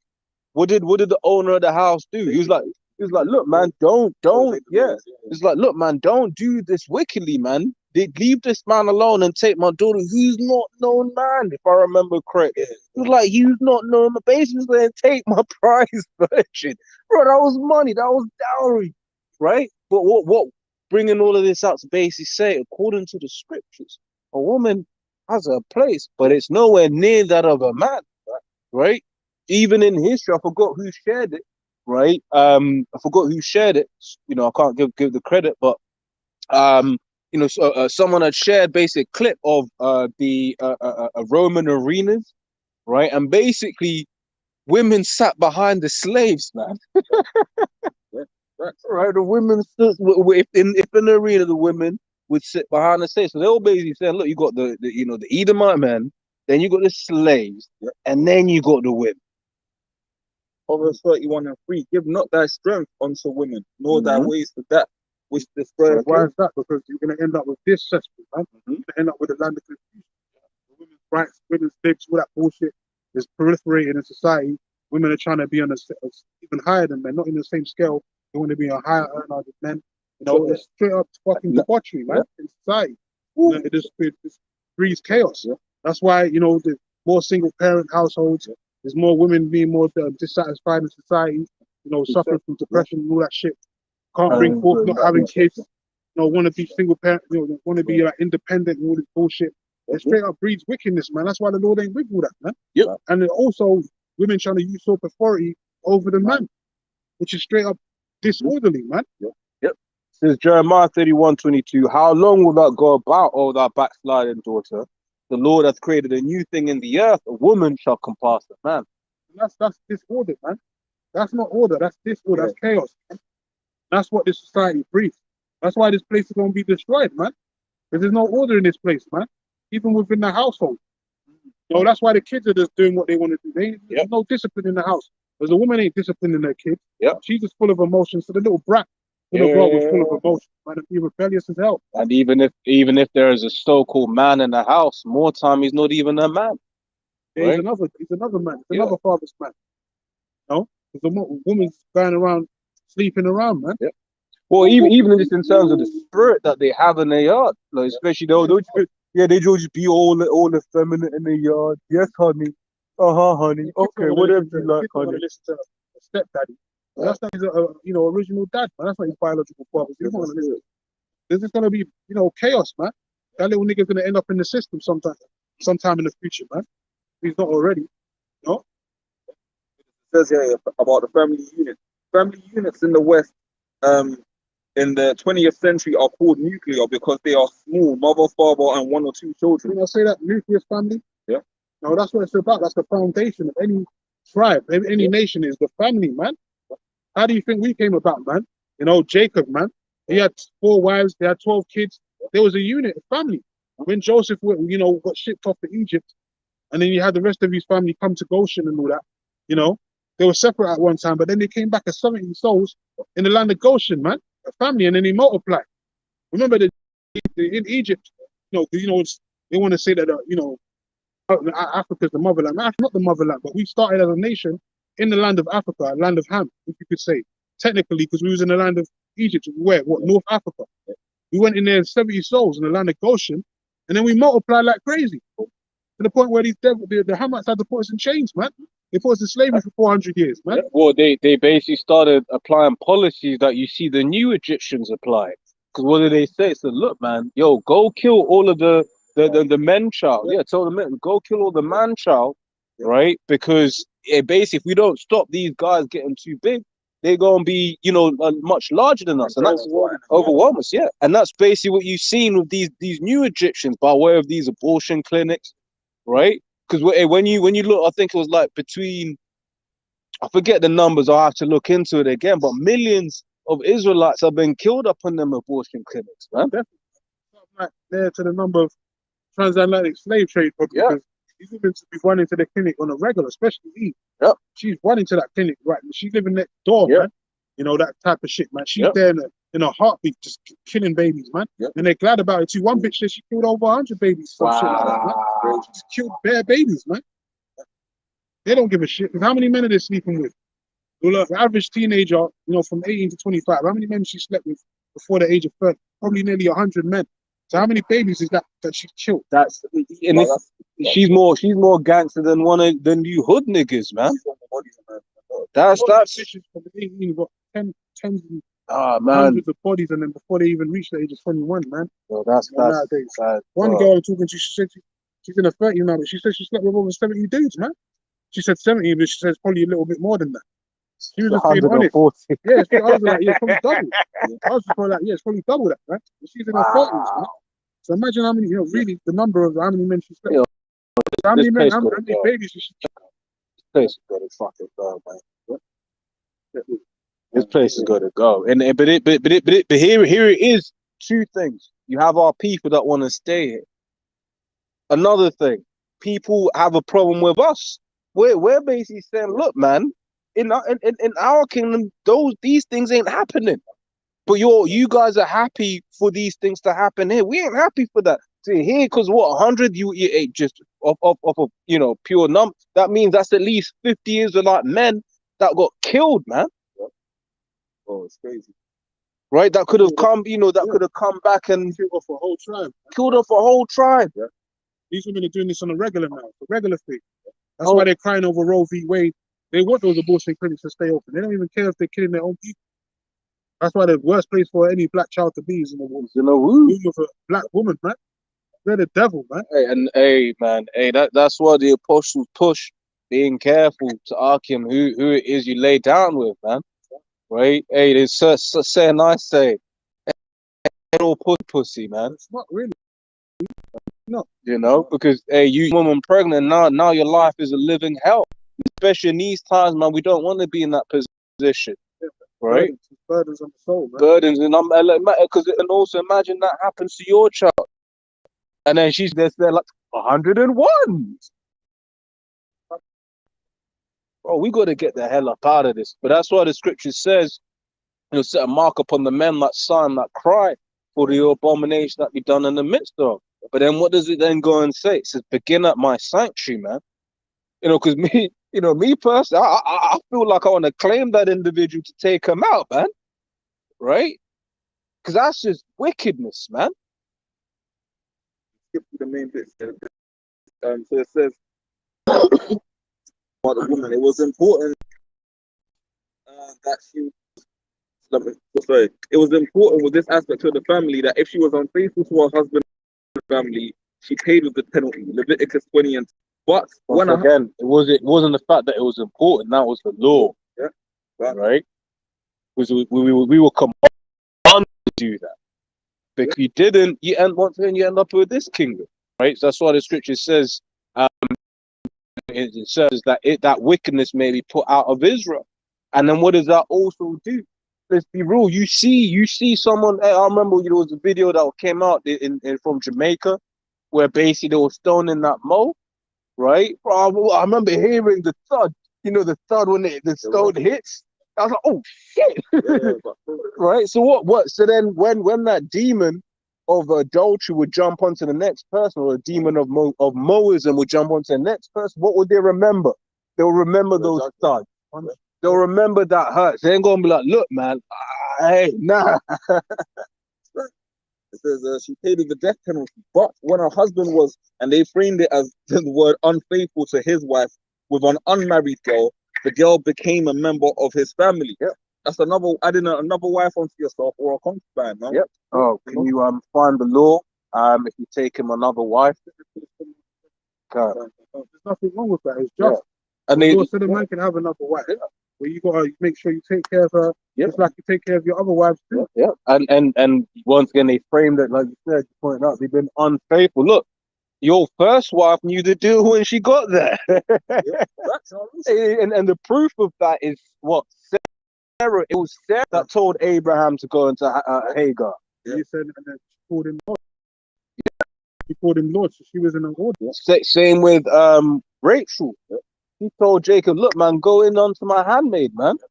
Yeah, right? When they put us a family, I've got this one precept right here. So look at this. It says, on one occasion, Abraham was able to raise 318 fighting men born in his household. Got the precept right here. Genesis 14 and 14. When Lot was captured. And when Abraham heard that his brother was taken captive, he armed his trained servants born in his household, 318, and pursued them onto Dan. So basically, what that's getting into is the fact that his servants and ultimately like the wider family, because in the Old Testament, people would have like their cousins, aunties, uncles, etc. nearby. That's how you have the clan. You know, you got the family, you got the clan, you had a mini army, yeah. You know, and 318 men, man, that were basically born under his household, man, that he pulled over, man. You know. That's it, man. There's nothing wrong with that. No. Righteous. That's like fighting with your tribe, man. That's why when you had the tribes fighting against each other, they were slaughtering each other, which is, you know, a bad situation. But they was with their own tribes doing it, man. It wasn't like, you know, fighting with the unknown forces and shit. Yeah, like Jake doing now, joining into Esau's military. You got other heathens jumping into other people's wars. Yeah. Like, no, they was fighting with their people against another people. Oh, you got the accounts that brothers tell about how in Vietnam they were like, black man go home. Yeah, no, they did yeah. Because they were like, the Japanese was like, Vietnamese, sing your war, man. You're fighting for the devil. It was right. And them niggas got to lend over there to get shot. Exodus 21 and 10. If he take him another wife, her food and her raiment and her duty of marriage shall he not diminish. Well, a man can have more than one wife. There's nothing wrong with that. And a man can have concubines too. That's just like a sex slave, bedroom. That's been going on since the ancient time, man. It's only in this fucking Western society where a man's restricted to the, confines of having one wife, which is hell, man. Because a man likes variety. Man's made to have variety, man. But that's why you end up with these quote fuckboys in this kingdom, because the thing is they like this chick, but he's like, oh, I don't want to stay with this chick, so he finds a reason to dip, then goes to another chick, which She might even have a man. And that's it, and that's just breeding wickedness, man. That's why even in Switzerland, let every man have his own wife. Wouldn't it be a bit better for society if a man could just have his own selection Yeah, of his own women that he can deal with? that's what he wants. That's really what. But because in this world he's not allowed to. There's a problem if he has multiple women, right? And a simple fact about like the menstrual season and all that, and then even like breeding, because you can't go into your wife again if she's pregnant, man. You can't touch her. You're not even supposed to be around her. So you're supposed to be going to your other wives, and it's just a cycle of of making. That's all it is, man. You gotta move on to your next one, man, and keep going around and moving on to your next wife. And planting seeds and doing so forth. But you're still taking care of them. You're still taking care of your other wife. You're not allowed to be around them, man, because she's unclean. So wouldn't it make sense for a man to have more than one wife? That's it. Yeah, because after when she gives birth to a daughter, you can't touch her for 3 months. There you go. 3 months. She's gonna be just there burning for 3 months. You have another wife, you can go in onto her, or a concubine or whatever, man. Yeah. And that's script. That's lawful, man. It's biblical. And that's coming back. Oh, that's coming back in a major way. There's more, the ratio of men to women is far like there's many. It's quite far. So we can do that. We can do that, man. We're gonna do it again. That's it. No, we're not. Yeah. We're reading the Bible. All right. Go ahead. Yeah, that was mainly the point of that one. That's it. Yeah, man. Hey, when Yahushua comes back, when the Lord comes back, everything's gonna go back to its right order, man. Right? Not like now where everything is as it says, as it's upside down. Grab that in Isaiah. Right. So Isaiah 29, 16. Right, it says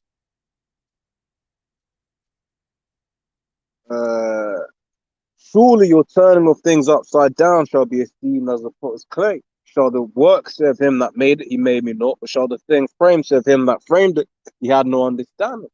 That's basically what this devil has done, man. And this kind of he's seen the Lord's creation, seen that it was good, and then he's basically been like, okay, cool. I'm now gonna put my spin on it, because that's really literally what he's done. He's done his spin. Here it is. The world works better when a man is the head of the house. What did Esau do? He was like, look, man, I'm gonna remove the man from the house completely, right? And I'm put a woman over a man. That's why French was speaking about jobs earlier on. A lot of these broads nowadays are earning more than men. That's a big issue over there in the land of America, where you get a load of these broads that'll be, getting all of these degrees and therefore getting a lot of these jobs, right, that are high, these so-called high-paying jobs, right? And that's one of the things Kevin, people like Kevin Samuels used to speak about a lot, because the chick will come and she'll be like, oh, I earn 6 figures with $100,000, $200,000. Okay, cool. What man are you looking for? I want a man who earns more than me. Yeah, they're self-entitled, man. Don't even deserve a man like that caliber. But being listening to this damn devil on social media, think you're so entitled to the top men of the earth. No, you're not, man. You're not. If I can say, someone made a point. It was like, here it is. You want to earn like a man, i.e., your high numbers or whatever, but you don't want to have the same responsibilities as that man who earns that much. Because a man that earns that much, guess what he's doing? He's taking care of his wife, bro. Held accountable for shit. Bro. This one, bro, live lavish, like it tells you in Timothy, she that live pleasure all her life. Yeah, instead while she lives, man. Majority of these modern day women, that's what they call themselves, modern day women. That's what they're about, man. That's why they're going to die. They're engulfed in that pleasure, man. It's all about me, and not running away from their fucking duties as a woman, as a fucking wife. Yeah. So you go all these. But that guy Kevin Samuels, he had major influence. Now you got a Chinese version of him. Yeah. And he's getting a woman now. Oh, guy. He might even be a J. Who knows, man? Hey, But he's cursing these women out as well. Man. but that's that spirit of Judah once again. Yeah. Started off with Judah, you know, pushing that whole spirit into the world. Now it's going all over the world again. Yeah. Like, first you had rap Yeah. over in Americas. Yeah, Now, gangster rap and all that. and then what happened throughout the entire world, right? David was the beginning. David was form of all things. Yeah, time. Listen, I got this real quick. Genesis 49:9. Judah is a lion whelp from the prey, my son. Thou art gone up. He stooped down, he couched as a lion, and as an old lion, who shall rouse him up? The scepter shall not depart from Judah, nor a lawgiver from between his feet until Shiloh come, and unto him shall be the gathering of the people. Yeah. Judah was the fourth born, but still the chosen to be the head tribe, man. For a reason, man, in the spirit. And I just wanted to say, even on like the society, like when you go into ancient customs, like what in the ancient world, the high paying jobs that required skill and labor and strength and were done by men, like the pressing of the grapes, the wine pressing, you know, like the carpentry, like how Shai was a carpenter, his father. Like it goes into when people used to have to lay down beams for roofs, they would have to cut the trees down and actually hew the wood in a way that it would fit the roof as beams, and they would have to literally mix the roofing with mud to make sure that it wasn't permeable to rain, man. That's how the ancient houses were built, and it required strong, able men to do that. Even with the law of manslaughter, they used to have axes, yeah, with you know, the axe head, which wasn't as like back then, where there was a risk of the axe head actually slipping off, which again could result in manslaughter. You know, you had the law of the cities, refuge cities. But ultimately, those kind of jobs were done by men. Women, you would have never caught a woman fucking cutting down trees, building rooftops. But in Eastern society, he's created, like you always say, and it was referenced by the apostles, the cities for women, where a woman can go onto a laptop the same way as a man, make a couple of spreadsheets and a PowerPoint, and she's getting paid 70K a year, whereas a man that's delivering parcels or running the city is getting paid fucking lots of shit. And that's why they think that they can earn as much as men, because let's be real, I remember Captain said this years ago, I always remember it, because obviously it's the trade that I do, right? It was like, what the hell is a software developer? Yeah, no, because in real talk, in terms of a society and in terms of what hell is coming into this world, right? A load of these people that you see round about in these, you know, cushy jobs or whatever have no real skill, right? But in this day, look, if I can grab it actually, because in the times that we're coming in, right, you're gonna need to be manly, and especially you women are gonna need a man to protect you, right? This is Isaiah 32 from 2. Says, and a man, once again, this ain't just no regular dude. Right? A man, right? A man of the Lord shall be as a hiding place from the wind and a covert from the tempest. It says that the wisdom and knowledge shall be the stability of that time. Without being sober minded, you're gonna have his head on straight, man. He ain't gonna be panic buying, like he's gonna be able to, you know, survive. He's gonna be in survival mode. That's what men are usually in anyway, especially in times of disparity, and that men go into survival mode. They're able to, you know, do certain things that the average person ain't able to do. Especially women, because women can't survive in it. That's why they used to have the man to protect them. You know, because that's why they always look for men for security, because they know that a man is, you know, he's their strength. He's their protector, and he's the protection that they need to survive. Because that's it. Deep down, they know the natural order. It's deep down. There ain't no woman king out here. You know, women fighting, you know, armies of men and taking them out.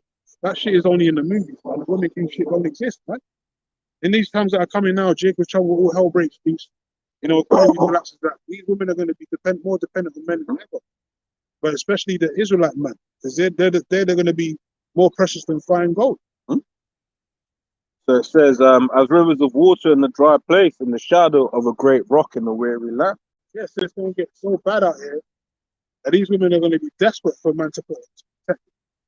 They're going to be looking, they're going to be praying for a man to come and protect them back there. Yeah. And they people gave examples of that when the whole CV started, man. You know, chicks started ringing. You know, I remember someone gave where basically like the chick was all ringing, being like, "Oh, you know, I'll pay rent or whatever. Can I, you know, just move in with you, this, that, and the other, right? Because there is that understanding, right? Once again, deep down, although the demons that are on them, you know, make them forget it, right? But deep down, they know they can't survive without a man.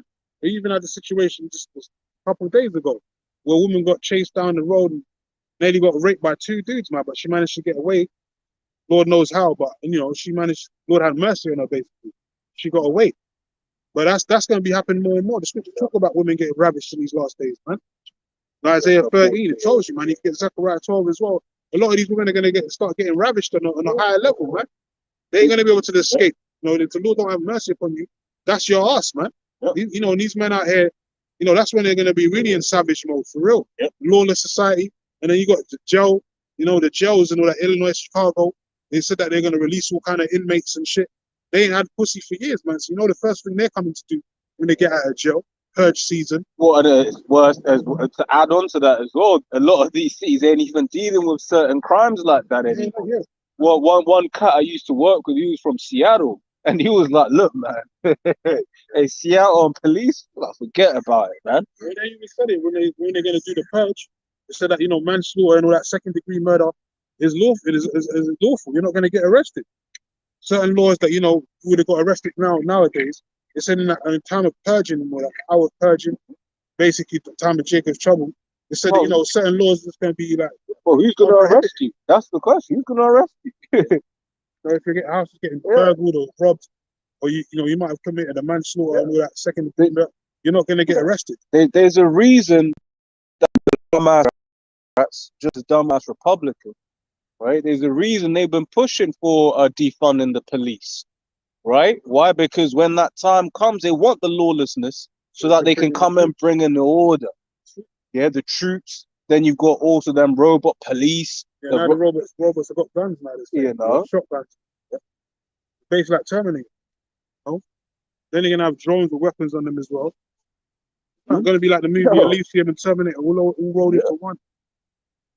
Those robots will kill you, man. Those robots don't have emotions. They just won't give you the warning. Yeah. And who's gonna send them to Jake when they accidentally kill a load when they accidentally kill a load of Jake? Because you know they've been programmed. They've been programmed to kill niggas. Kill niggas. You know, in Doctor Who, you got to exterminate. Yeah, they're gonna be trying to exterminate tribes, man. Those robots are gonna be used for real, man. They're gonna have those shotguns busting you niggas down, man. Especially women as well, running your mouth, talking shit. Talk shit to a robot with a damn shotgun in his hand, man. See what happens. Yep. It says Isaiah 13:16, their children also shall be dashed to pieces before their eyes. So these little kids are going to be getting put to death. Yep. These little gremlins out here, they're going to be getting shot down, laid out by the cops and by, you know, average people as well. Yeah. Chiefs have no power, man. He was marching, begging for that Chris Campbell. Now that shit is dead. That shit, nobody remembers that, man. It's dead in the water. You niggas are back to doing nigga shit again. Like partying and bullshit. And really, even now, even that's dead because, like, this cost of living, at the end of the day, everything is being done by design. And you, like, true to the scriptures, Isaiah, the 60th chapter talks about the gross darkness that's before the people. You people are more worried about the Premier League and the World Cup and all of this bullshit than the fact that you're literally about to be implanted with digital oils, man. Like, this man is about to, just a new program I watched today on Prime, man. Peripherals. With that same bitch that was in the Fifth Wave, that blonde hair bitch. She was in what's the kill? What the fuck killed? The other kill. Nicolas Cage. She was a little superhero. Oh, Kick-Ass. Kick-Ass. That shit. She was in Fifth Wave. Yeah. The new program Peripherals I was watching today. Basically, she did the same shit. Yeah. In the Fifth Wave, they made the children, put them on you know, buses, school buses, took them to a concentration camp and made them take the CHIP. They put it in the back of a boy's neck, you know, and it was telling him, it was the mark of the beast, basically. The same movie I watched today, or program today, episode 1, Peripherals, on Prime. The bitch goes to the fucking cash machine to withdraw money, and she has to use, basically place her hand on the machine, on the window of the screen to access the money. She didn't need no card or none of that. She just walks up to the machine, puts her hand on the biometrics, and then the money. Then she can access the money from the machine. And then what's Esau pushing? Esau's pushing that new biometric system of a cashless society, man. And we ain't gonna have no, withdrawal machines no more. We're never gonna need it because the money's gonna be inside you, installed in your damn hand through that CHIP. You ain't gonna need no paper cash like she was doing, withdrawing it from the system, because your hand's gonna have that cash in it. You've got chip girl and all that shit running around, And even that environmental bullshit that the banks are pushing, like they're pushing that whole ESG agenda, which is environmental social and governance. Basically, they're trying to appeal to people, saying we're trying to help the environment. We've fucked up the world for so long, and now rather than giving climate change, we want digital shit.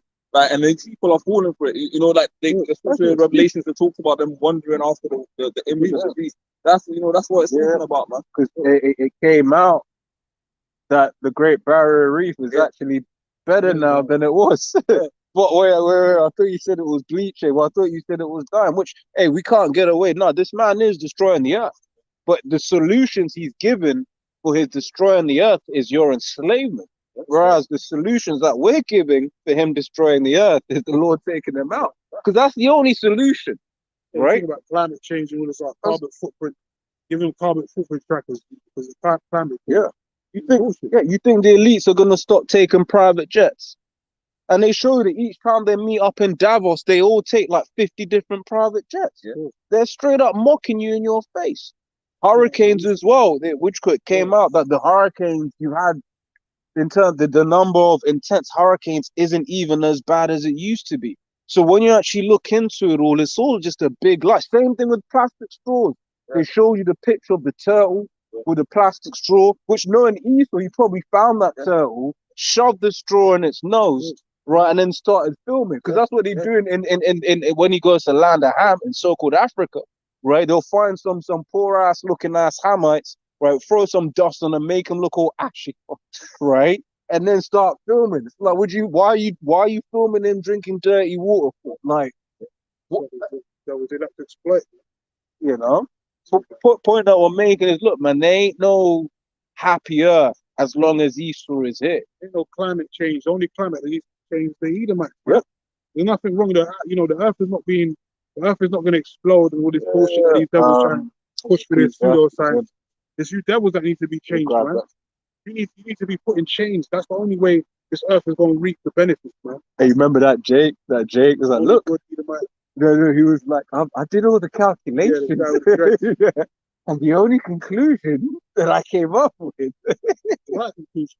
Kill white people. Really, that's what it really needs to be enslaved. That's what really needs to happen. Kill Edomites. Yeah, Edomites need to be in chains. Put that on the t-shirt.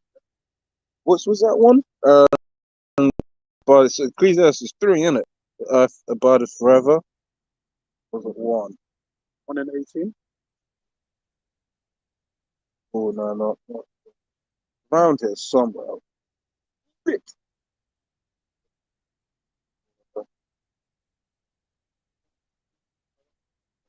I know that's a good precept now. For much wisdom, there's much grief. That increases knowledge. It is just 1 and 4. 1 and 4. Oh yeah, right there. There's one Ecclesiastes 1 and 4th order. One generation passed away, and another generation cometh, but the earth abideth forever. Man, since the beginning of time, there's always been nations on the earth. Even after the first death, the Lord repopulated the earth with nations again. What are you talking about? The earth is never made to be destroyed. It's you fucking nations that need to be destroyed. Need to be removed out of the seat of power, man. You will be. That's it, man. Once Esau is removed out of the seat of power, there's not going to be any more fucking world wars, man. How about that? Ain't going to be no because here it is. You have certain places where they ain't no Edomite for hundreds of thousands, for hundreds of miles, but still the effects of the Edomites can be felt. There's acid rain, the pollution. Sewage, reminds me, all them countries talking about the West. They're dumping their waste over there in the third world countries, polluting all their lands, man, fucking up their habitations, man. Because this is the thing now with that whole environmental crap. I always say, all of the plastic in the ocean. I always said, look, I don't know about any of you, but I don't take my empty plastic, go to the Thames, and then drip it out. That's no. I put it in the bin. The bin's closer. Esau will take all that rubbish for dumping. Literally, and that's it. Because that's actually what they do. They send shipments of landfill to other countries, and then they blame you for there being problems. That's the devil, man. They wonder when this devil's taking out of power, there ain't gonna be no more of that. Ain't gonna be no more conflicts going on. Ain't gonna be no proxy wars and none of that shit going on. Huh? We're gonna have to go and fight no other nations and shit, take them down. Or, Esau trying to infiltrate another man's land to steal these resources. All that wickedness is gonna be done away with. Because this Edomite is in power, man. Because the earth is giving it to him. Once the wicked is not in rulership no more, none of that shit's gonna be happening, man. Right. Why? Because we're gonna be in power. Isaiah 24:5. The earth also is defiled under the inhabitants thereof, because they have transgressed the laws, changed the ordinance, broken the everlasting covenant. Yeah, so like the brother was talking about the landfill pollution, all these things are happening because the wicked is in rulership, and they don't stick to the so-called laws that they so-called abide by. They don't follow, man. They're not real so-called Christians, man. They're not followers of the Lord Yahweh Hashem Yahushai. They don't attain to his word, his customs, his commandments, man. They got their own fucking penal codes that they follow, man. Most High is getting all their faults, man. So that's why they need to be taken out. What's that law? Get the word in about the trees when you go to war. Like when it's I know the one. So basically, The trees to eat, something like that. I know the one you're talking about. I'll Google it, but essentially, even when we go to war, we have like certain standards. Like we're not just like savages that go out and aim to destroy everything. They're too, and it's gonna happen because it's prophecy. But everyone's talking about the nuclear threat from Russia, because when these Edomites, the masters of the sword, do their thing, they obliterate all life. That's what the scripture says, that these Edomites are as death, man. Nothing is safe when Edomites are in power, man. Yeah, because those Russians are Edomites too. Yeah. Right? And they got the greatest destroyer out there, man. Yeah. America's got destroyers too. Weapons, they call it weapons of mass destruction. They ain't listen to the commandments of the law about hurting other trees and certain lands. They got weapons of mass destruction, meaning they can flatline like a whole city. And the worst thing is with those nukes, right? Were it not for the spiritual power the Lord is gonna endow us. With those nukes, after they fall, you can't even live in that land ever. The radiation. Look, I'll check this. I've got to just go ahead, man. That's on the point. Deuteronomy 20:19. When thou shalt besiege a city a long time and make a war against it, take it, thou shalt not destroy the trees thereof by forcing an axe against them, for thou mayest eat of them, and thou shalt not cut them down, for the trees of the field is a man's life to employ them in the siege. Because you need it, like even the Romans, they used the trees to build siege towers. That's how they got up to Masada. Because you need trees, it brings life when you eat the fruits thereof. Use them for different building. So you got bombs at the level cities, man. Yeah. To kill all the trees, kill all life. Once you got all that radiation, nothing's really gonna permeate there and grow for a long time, man. So that's Esau for you. Esau is totally contrary to the scriptures. But the Lord made him do that for a reason, so he can destroy his own empire, man. Destroy his own kingdom, man. That's what's gonna happen. Yeah. Well, even when you go, if I can say as well, like even like this is the modern day Roman Empire. We can read in the secular history, like the Roman generals, like Caesar, Caligula, like, and you read about, they actually deified themselves as gods on earth, man. Fucking blasphemy, bro. To the point where even like Julius Caesar, that was his actual name, but then his name Caesar was then taken as the Roman equivalent of basically calling yourself a king. Like his name was. It's like in the Arabs, they call themselves Khan. Khan means king. Kaiser in Russia means king. Caesar, same thing. Was the title. Antiochus Epiphany. Epiphany means can you look up Epiphany? I think it's something like, I get what it is, but it's blasphemous. You had the time of the four the Caesars and the year the four, what is it called? The year the four, something like that. But history repeats itself. In that time you had Gaffa, Galba, and Otho, and Vitalis, or whatever, and then Vespasian. Right? That means a change of leaders within a short space of time in a year. And this proves that this is Rome all over again. Look what's happening over here in the UK. Changing of the guard with the prime ministers, man. You don't even know who's going to be next. The history is repeating itself, man. You had the year before, you know, and now it looks like it's going to be year the 3 or year the 4 all over again over here in the UK. You had Boris the Joke Johnson that was in office. He got kicked out. Yeah, but Then they put Yep. this Liz we don't trust. You know, that woman, she put in her 44 days. She's already out. Now they're saying they might put Bojo back in there, or they might put Rishi in there, man, or they might put the Labour Party leader in there. Who knows, man? But either way, it's just history repeating itself. This place is falling, man. This place is decaying. Rome fell last time; it's going to fall again. Rome really represents America, but you have the beast system, and UK is a part of it. Don't forget the Romans infiltrated Great Britain back a long time ago as well, man.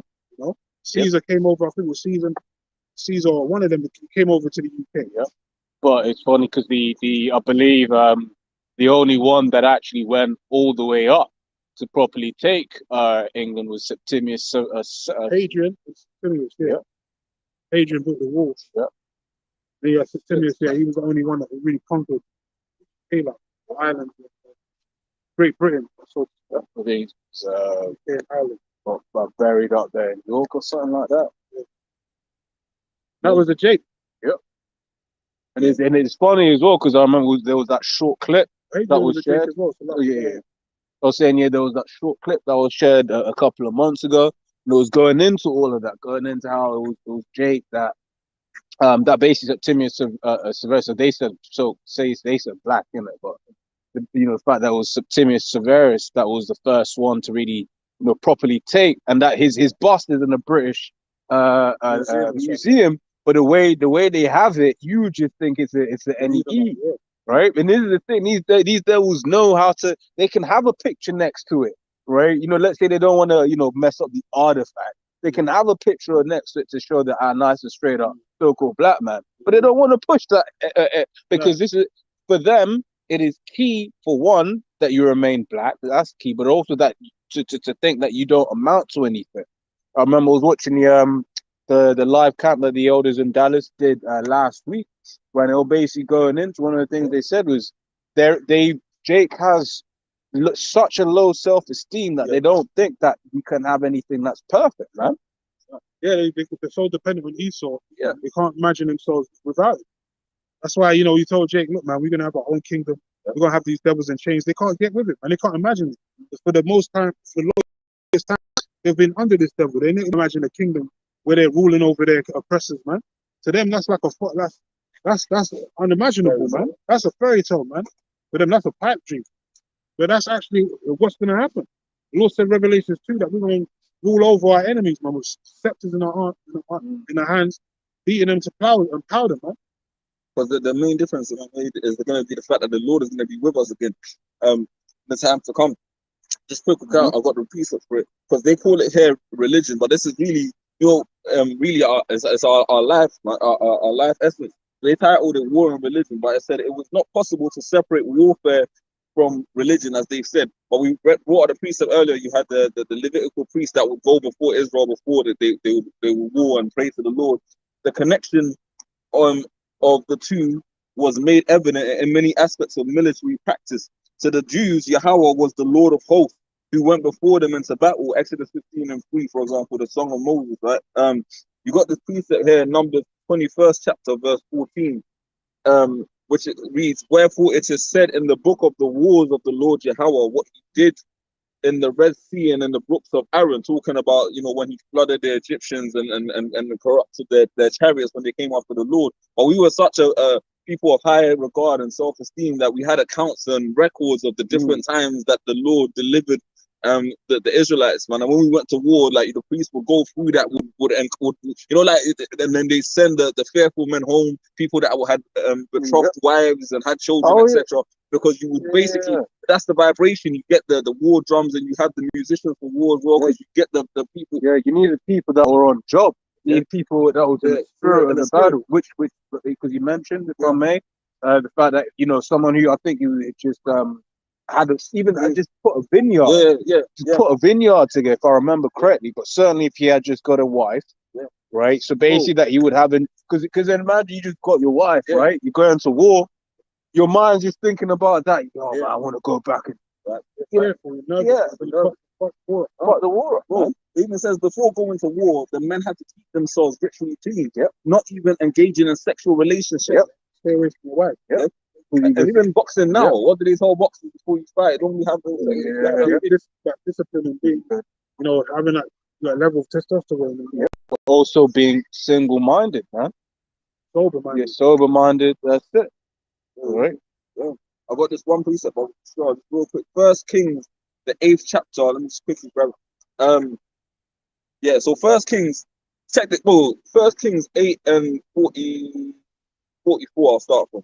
If thy people go out to battle against thine enemy, whithersoever thou shalt send them, and shall pray unto the Lord toward the city which thou hast chosen, and toward the house that I have built for my name, then hear thou in heaven their prayer and their supplication and maintain their cause. So basically, it was a prayer that they would send up to the Lord, basically for victory in war before they actually went out to war, man. That shows you how close our people were with the Lord back then. Nowadays, you got our people joining Esau's army, talking, praying, like pledging allegiance to the fucking American flag and or the Queen, Yeah.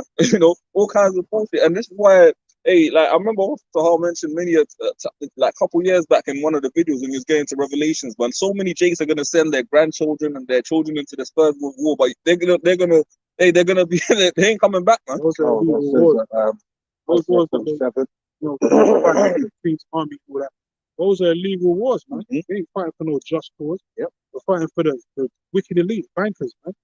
They're doing their bidding, basically. They ain't doing the bidding of the Lord. Even though you think you're a patriot and all that, fighting for your country. Really, you're just a slave. Man. If he was wise, you wouldn't even ever think You about wouldn't joining the sign damn. up. You know what I'm saying? You never sign up for one of these damn recruitments, man. Which shows that, and that's got a quick one as well, that's on the back of that, to show the importance of the office of a prophet, because the prophet of the Lord, through the divination of the Lord, will actually more than often tell the king what's going to go down, man. Like First Kings 20 and 13, and behold, there came a prophet unto Ahab, king of Israel, saying, Thus saith the Lord Jehovah, hast thou seen all this great multitude? Behold, I will deliver it into thine hand this day, and thou shalt know that I am the Lord. And Ahab said, By whom? And he said, Thus saith the Lord Jehovah, even by the young men of the princes of the provinces.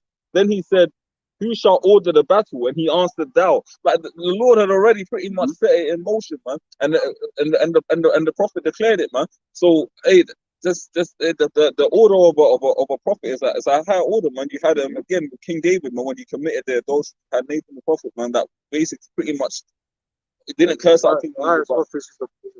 Yep. Next to the king is the man of the Lord, man, the prophet. They look prophet's more revered than the king. In certain instances, man. It's like Samuel, King Saul. Also, I believe the apostle said it's higher. It's just with King David, he was a prophet and a king. Yeah, he was a prophet. Yeah. Yeah. I got one. Yeah. I got one because we were speaking about the wars. This is 2nd Ezra 16 from 33. It says, The virgins shall mourn, having no bridegroom. The women shall mourn, having no husbands. Their daughters shall mourn, having no helpers. In the wars shall their bridegrooms be destroyed, and their husbands shall perish of famine. Right? So speaking about having the fact that a lot of these men, right, signing up to these wars, and of course there's going to be a draft, right? Like I know, people are, Putin is drafting all of these men, but it's like, nah, there's going to be a draft there too, right? You just haven't got the memo yet. Okay. It says in the scripture that men shall die in the war. Yep. The men are going to be drafted, whether they like it. Whether they like or not. Yeah. And if the Lord ain't with you, man, like it says, well, the Lord ain't going to be with you. Psalms 137, except the Lord watch the city, the watchman waken, but in vain, Yeah, because this is one of them things. Like one of the worries that they had with basically with NATO retaliating against Russia. One of the things that they were saying is that one thing that Russia could do is just straight out take out an aircraft carrier, man. Which an aircraft carrier that I remember the older brother car saying, basically like that's literally a city on water, man. You got like thousands of people up in that shit. So now imagine America's got so many of these aircraft carriers, and people in the West, because of Western propaganda, think that Russian, and that's why they keep pushing this idea that Russia's losing in Ukraine, right? Because they're trying to give them people that false hope that should they go to war with Russia, it's going to be easy. No, people underestimate the power of Russian artillery, right? The fact that Russia could, if they wanted to, right? Obviously, we know America's got stuff to, right? But about going into like the Onyx, but apparently, like the Onyx could take out like an aircraft carrier, right? So then imagine you got they take out the entirety of America's aircraft carriers. Guess what? That's like several thousands of servicemen dead. They're gonna have no choice but to get more. Right? They're gonna have no choice but to get more people, man, to fight in the battle. But this piece of hey, but fucking Joe Biden doesn't have no way of discerning what Putin's next move is going to be. But it was different for the prophets of old, man. Like where the prophets actually got the divination from the Lord of what the enemy's move would be. For example, 2 Kings, the 6th chapter, verse 8. I'll skim through it. Then the king of Syria warred against Israel and took counsel with his servants, saying, "In such and such a place shall be my camp." So basically, he strategically placed the soldiers in position to ambush the Israelites. And the man of God, the prophet, sent unto the king of Israel, saying, "Beware that thou pass not such a place, for thither the Syrians are come down." And the king of Israel sent to the place which the man of Yahweh told him and warned him of, and saved himself there, not once nor twice. Therefore, the heart of the king of Syria was sore troubled, because he was thinking, what the fuck? Like, how is it that the Israelites are pretty much aware of my schemings for this thing? And he called his servants and said unto them, "Will ye not show me which of us is for the king of Israel?" So basically, he was saying, one of us here is a traitor, basically, and somebody's revealing the secrets that my warfare secrets unto the Israelites. And one of his servants said, "None, my lord, O king. But Elisha, the prophet that is in Israel, telleth the king of Israel the words that thou speakest in thy bedchamber. Go and spy where he is, that I send and fetch him." And it was told him that he is in the. Therefore sent he thither horses and chariots and a great host. And they came by night and compassed the city about, because he was messed up in the city, in the spirit, thinking, how the fuck is it that this man somehow knows my war strategy? And when the servant of the man, and that goes into, when Elisha's servant went out and saw them, and then ultimately he came back to Elisha, and Elisha said, "Hey man, those that be with us are more than they that be with them," because the angels of the Lord were encamping around them, man. But that's the kind of power that's why when the Lord is watching over us perpetually, the Hamites and that ain't gonna be able to come up with a strategy to take us down. Yeah, can I grab this? Because for instance, had those Assyrians taken that city, guess what? That would have been an evil, right? Yeah. Well, this is Amos 3 and 6. Shall a trumpet be blown in the city, and the people not be afraid? Shall there be evil in the city, and the Lord hath not done it? So the Lord didn't want evil to be in that city. So the Lord basically made a way out, right? And at the end of the day, when the Lord's for us, nothing can come up against us, man. That's in what, Judah? That's why we need to. We just need to get right, man. That's why we got the elect, the remnant. They're gonna get right, and the Lord's gonna be with those men to the point where the angels, even the archangel Michael's gonna return to protect those men.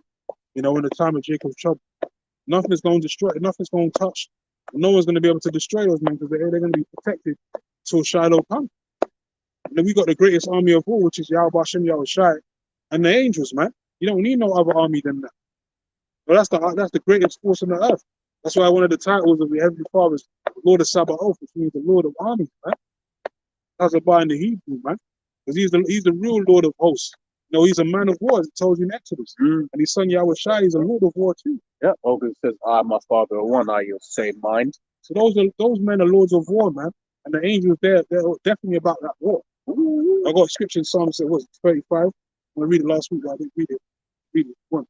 But even King David commanded the angels of the Lord to chase his enemies, man, to pursue them, to persecute them, in the time of judgment. That's what's going to happen now, man. The Lord's going to go forth for certain angels, especially Ezekiel 9 and 4, death angels as well. And a lot of people are going to be getting out of their misery, man. They're going to get dropped, man. I'll read that. From the top. Verse 5. This is The Psalm, angels. yeah. This is I just want to okay, cool.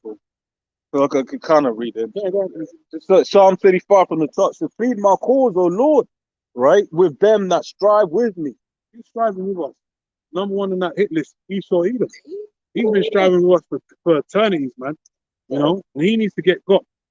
He definitely needs to get got. You got the other nations too, the Moabites, Chinese, the Japanese, all these nations, man, the Arabs, they all need to get fucked up, man. They're all striving against the children of Israel, one way or another, man. They've all had their plight against us, man, one way or another in history. But now, you got the basis of men, which is the Edomites, and they're the worst of the worst. Nation of fools, man. Basement. Yeah, viler than the earth. Names that are younger than I have us in division right now. That's why we need our Lord and Savior Yahweh to deliver us from our number one enemy. Go ahead. Yep, it says, fight against them that fight against me. Yeah, so the Lord's going to fight against. So that means the Yeah, Lord going to fight our battles. We don't need to do no yeah. real toiling and weapon training and all that shit. That's it. Man. The Lord's going to turn us into natural born weapons, man, as I always say. Yeah. We're natural weapons ourselves, man. We don't need no swords and none of that. But, in the time in the midst of war, the Lord can give you weapons and do that. Yeah. But really, we're going to be, if we receive spiritual power, we're going to be walking weapons ourselves. Yeah. Yeah, my weapons and battle. Yeah, my battle axe and weapons of war. Yeah, man. Sharp, weapons of sharp teeth, Sharp, yep. threshing Sharp instruments threshing having sharp instruments, teeth. So we're those natural walking weapons, Yeah. man. Right. Hey, but even in this, that proves to go against carnality because King David was a mighty expert warrior, man. Yeah, what did King David do? King David's first port or call was to do what was to call on the Lord, man. Right? If the Lord didn't sanction King David to go out and go to war, guess what? That didn't end well, man. Right? That wouldn't end well.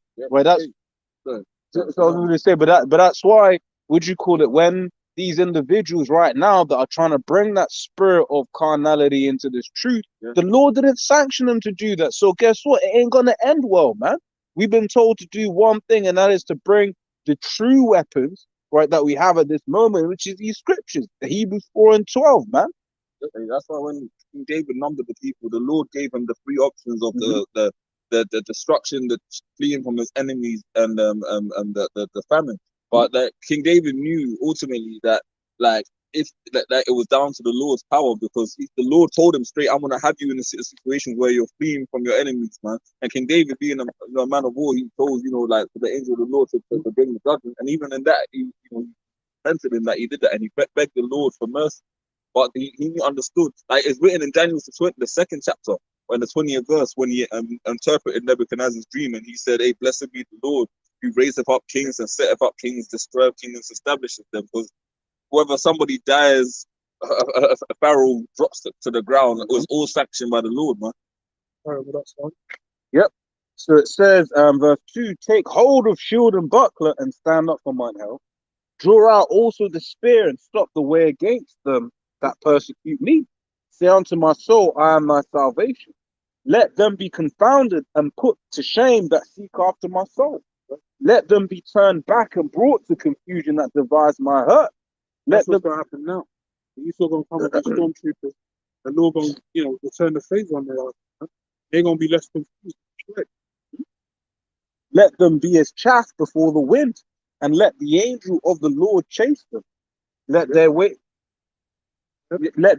be dark and slippery, and let the angel of the Lord persecute them. Yeah, so the Lord is going to let them angels slip out here. We're going to fight for us just like they did in ancient Egypt. You had the angels with the chariots that was, fucking up the Egyptians at that time, separating them and us. Who was trying to, get to the Red Sea and across the Gulf of Akbar. At that time, the angels of the Lord going to fight for us again. The angels have always been around. That's why I said they encamp around them that fear the Yahweh and deliver them. Deliver the children of Israel. That's the only people they're coming to deliver, and namely the elect at this time, the remnant. Yep.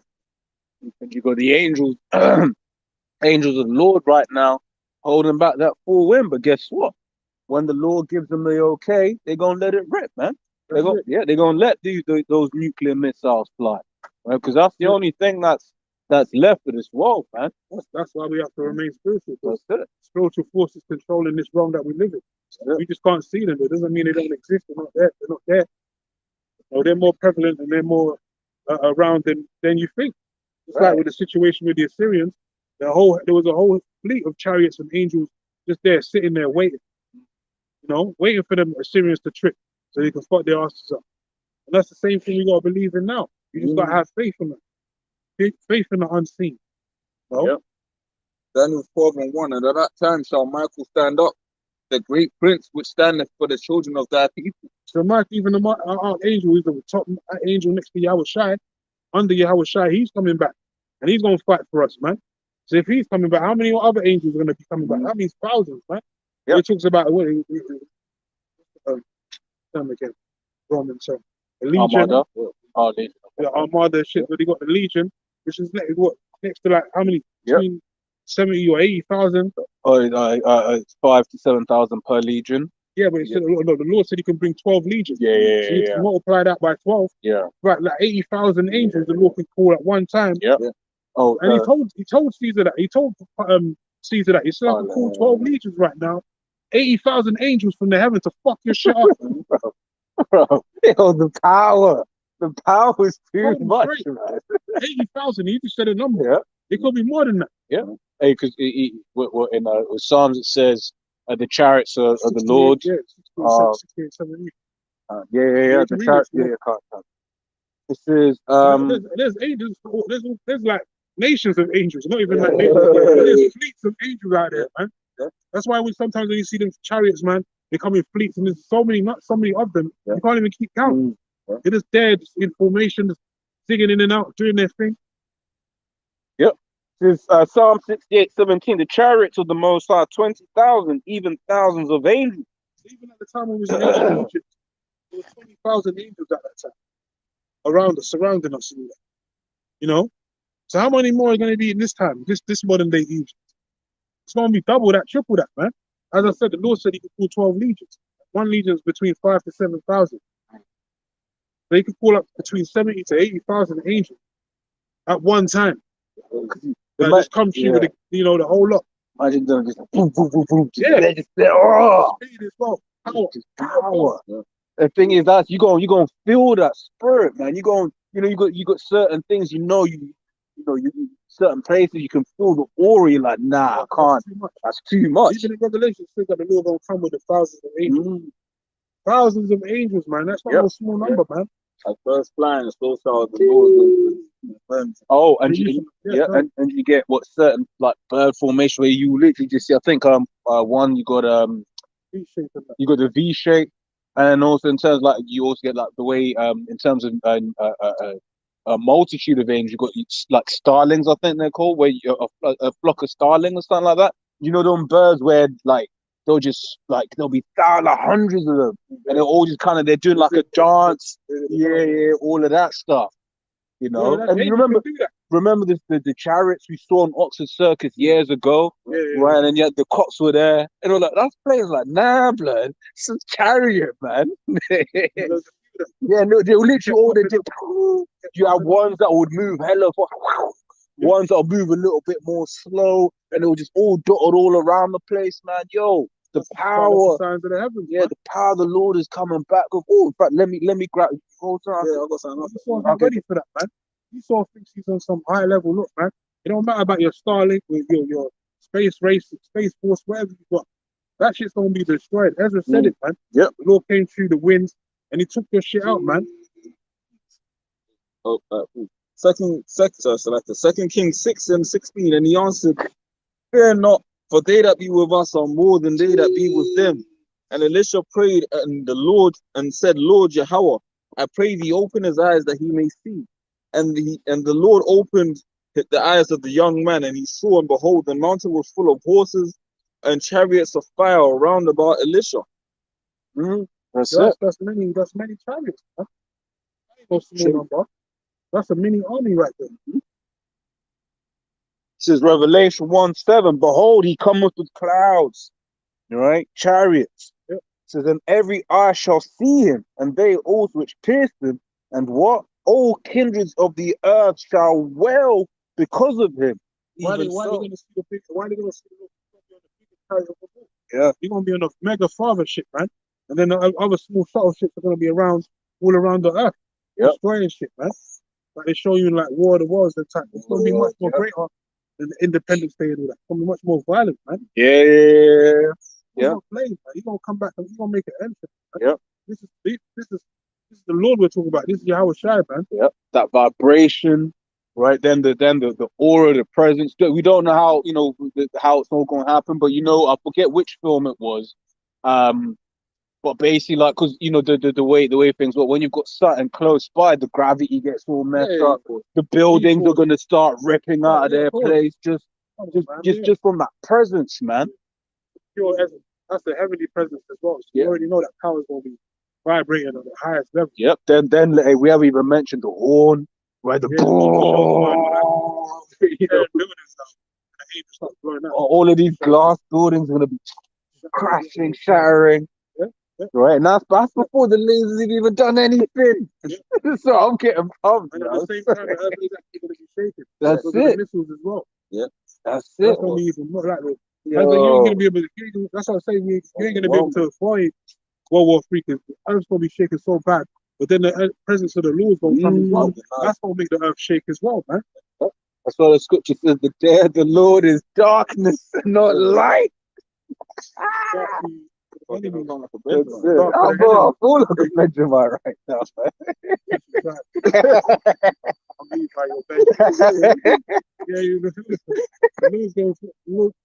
The presence of the Lord is going to feel like the earthquake, man, for real. That's going to add more fire to what's going on in the earth. It's going to be a beautiful time still, man. That's like the greatest entrance you can make. That's going to be our savior, man. That's the second Exodus from this modern day Egypt. Over there in America, man. That's gonna be a great sign, man. I see the Lord just there while the midst of that roaring fire is tearing through the land. The Lord just shows himself, man. Pure power, man. Coming for the elect.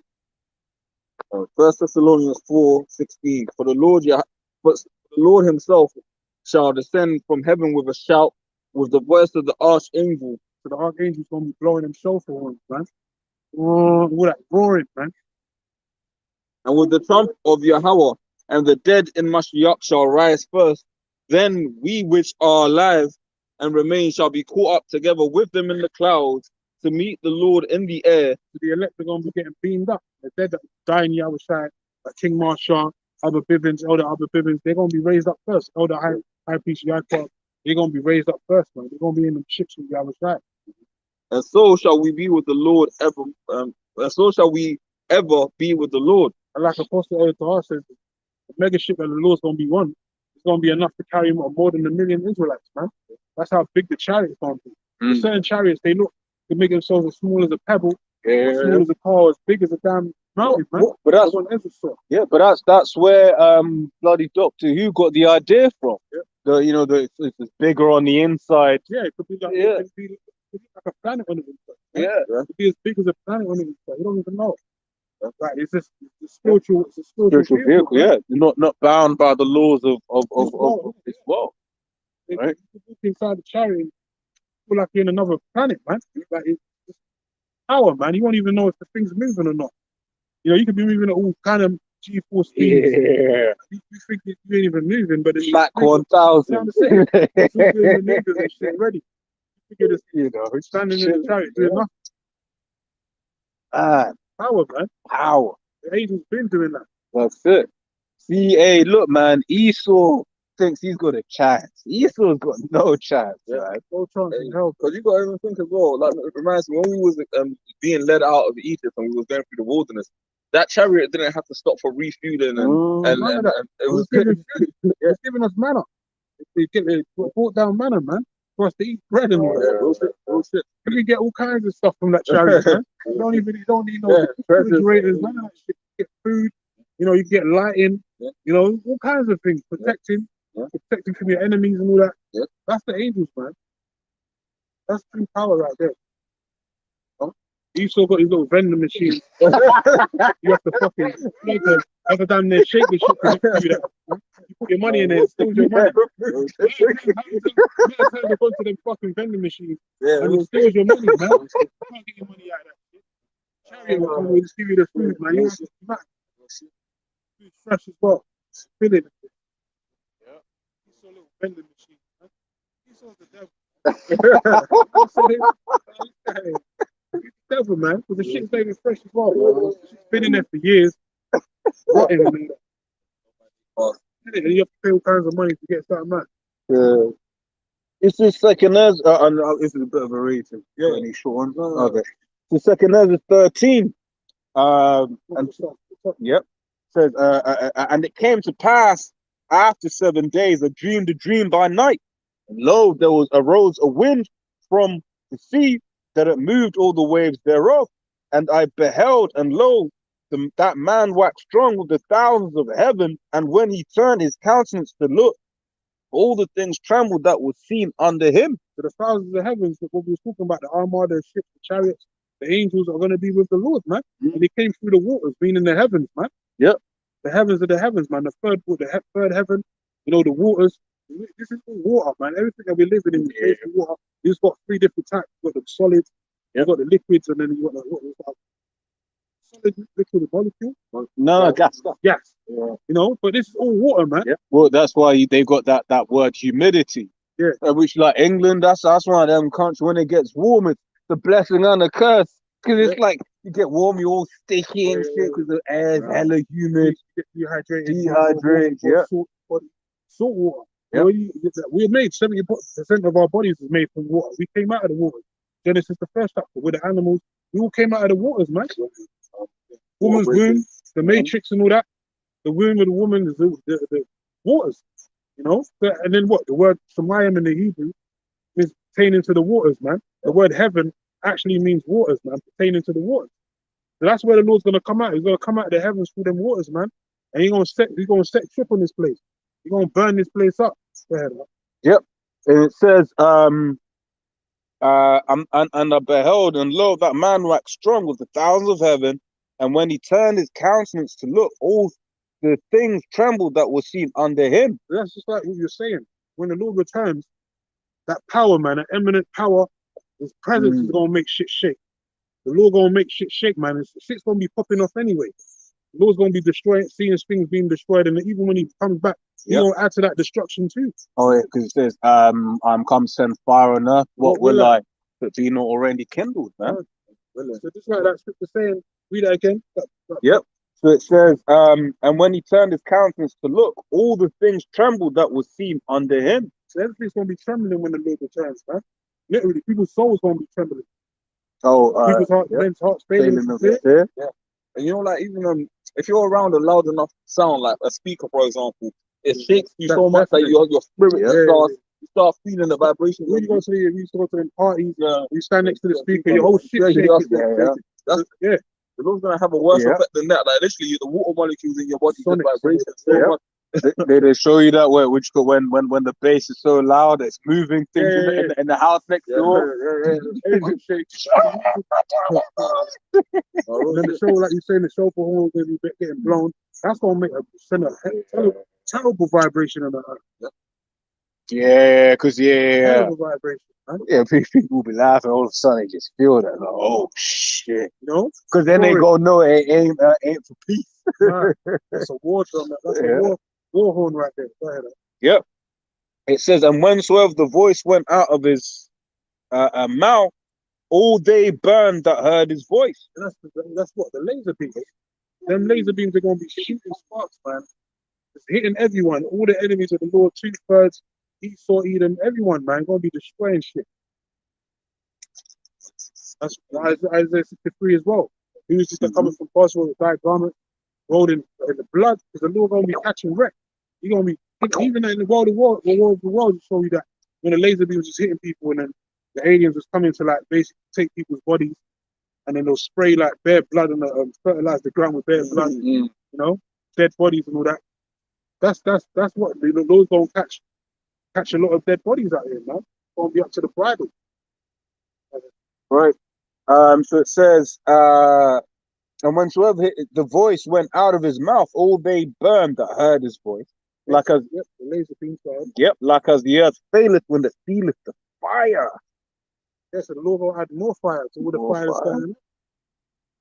Then after this I beheld, and lo, there was gathered together a multitude of men out of number from the four winds of heaven to subdue the man that came out of the sea. That's called NATO and the EU.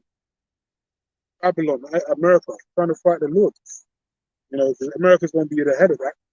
But NATO and the EU, their armies and forces are going to be fighting in World War III, and then they're going to try and turn to fight the Lord. Multitude of men. But I beheld, and lo, he had graved himself a great mountain and flew up upon it. That's that fathership. But I would have seen the regional place whereout the hill was graven, and I could not. So big. I told you, the size of the chariot would be as big as a mountain, man. You can't even see the end of it. Like Ezra saw in that vision, man. And then we forget about it. Talk about inside, forget about it. You don't even know. Bro. But like Apostle Tahar said, the fathership, the Lord's chariot could probably hold up to 1 million Israelites. Yeah? Or more. Yeah. But I beheld, and lo, he had graved himself a great mountain, flew up upon it. But I would have seen the regional place whereout the hill was graven, and I could not. I know that. Imagine it took up beamed up 1 million Israelites.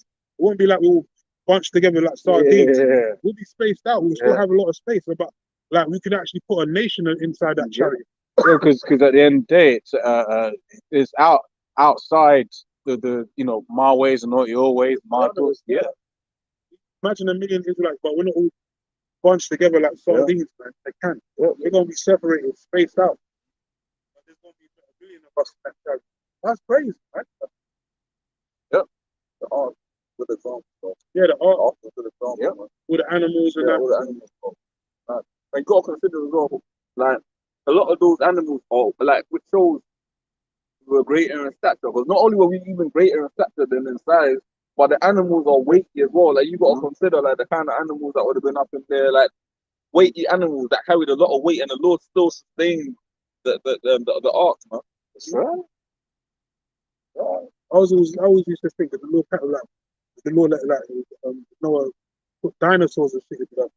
And I always used to think that because the ark must have been huge because the dinosaur, fucking, how big is a fucking behemoth, man? Well, even if it's a huge, man.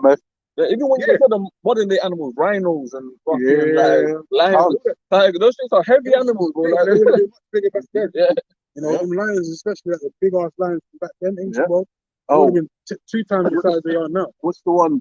Something like a buffalo. Can you look at how much a buffalo weighs? Rhinos, elephants. Elephants are fucking. The elephants in the ancient world, 10 Oh, times because bigger than they are they now. used to have like they used to be Use used them for in war. war. Yeah, Yeah, like Alexander, castles and that. Greek and all that was fighting against the Persians. How much a buffalo weighs? One sec. Male adults up to 990 kilograms. Female, Right. So basically, Like a a ton. Yeah. So that means what? Because they if I'm not mistaken, buffalo's clean, right? We can eat. Buffalo, yeah, buffalo. Buffalo. Yeah. buffalo. Yeah. Because of clean animals, it wasn't 2 by 2 for the clean animals. So the clean animals, it was 7 by 7 because you would eat some of them, right? So basically, that's what that would have been 7 tons, just on the buffalo alone. So that would sink a shit. Yeah, So how big was that damn ark, man? That ark must have been hench, man. he was building it for 100 years. That ark must have been all kind of compartments. It must have been so hench. Yeah. Like all them animals that fit on there as well. And consider the awkward animals like a giraffe, like they're Like, oh, a giraffe. If I'm not mistaken, giraffe is clean. If I'm not mistaken. Yeah. You know, so I remember 7 of That's them. right in the kingdom, you know what I'm saying? Right in the kingdom. Never had giraffe before, but I'm not. It's lawful. I eat it. And you got your deers that would have, although they're small, they run around, man. They need space. Kinds of animals, man. Gorillas. Look how big a gorilla is. Certain gorillas can weigh up to a ton. Yeah. So that ship must have been heavy duty, man. Yeah. To carry all them animals, man. In their space as well. And then you 'Cause got, certain, I was gonna say you got to consider as well. And certain of those animals would have been herbivores, which means you got to consider their feeding facilities as well. Yeah. So bro, it's deep. Like the law's intricate, bro. Like it's real talk. Because even as we're going into it now, that's a good point.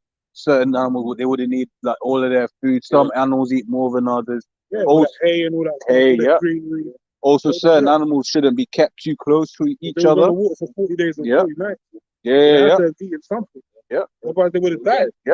Hey, because chickens, man, yo, my mum started rearing chickens. I found out some nasty things about chickens, man.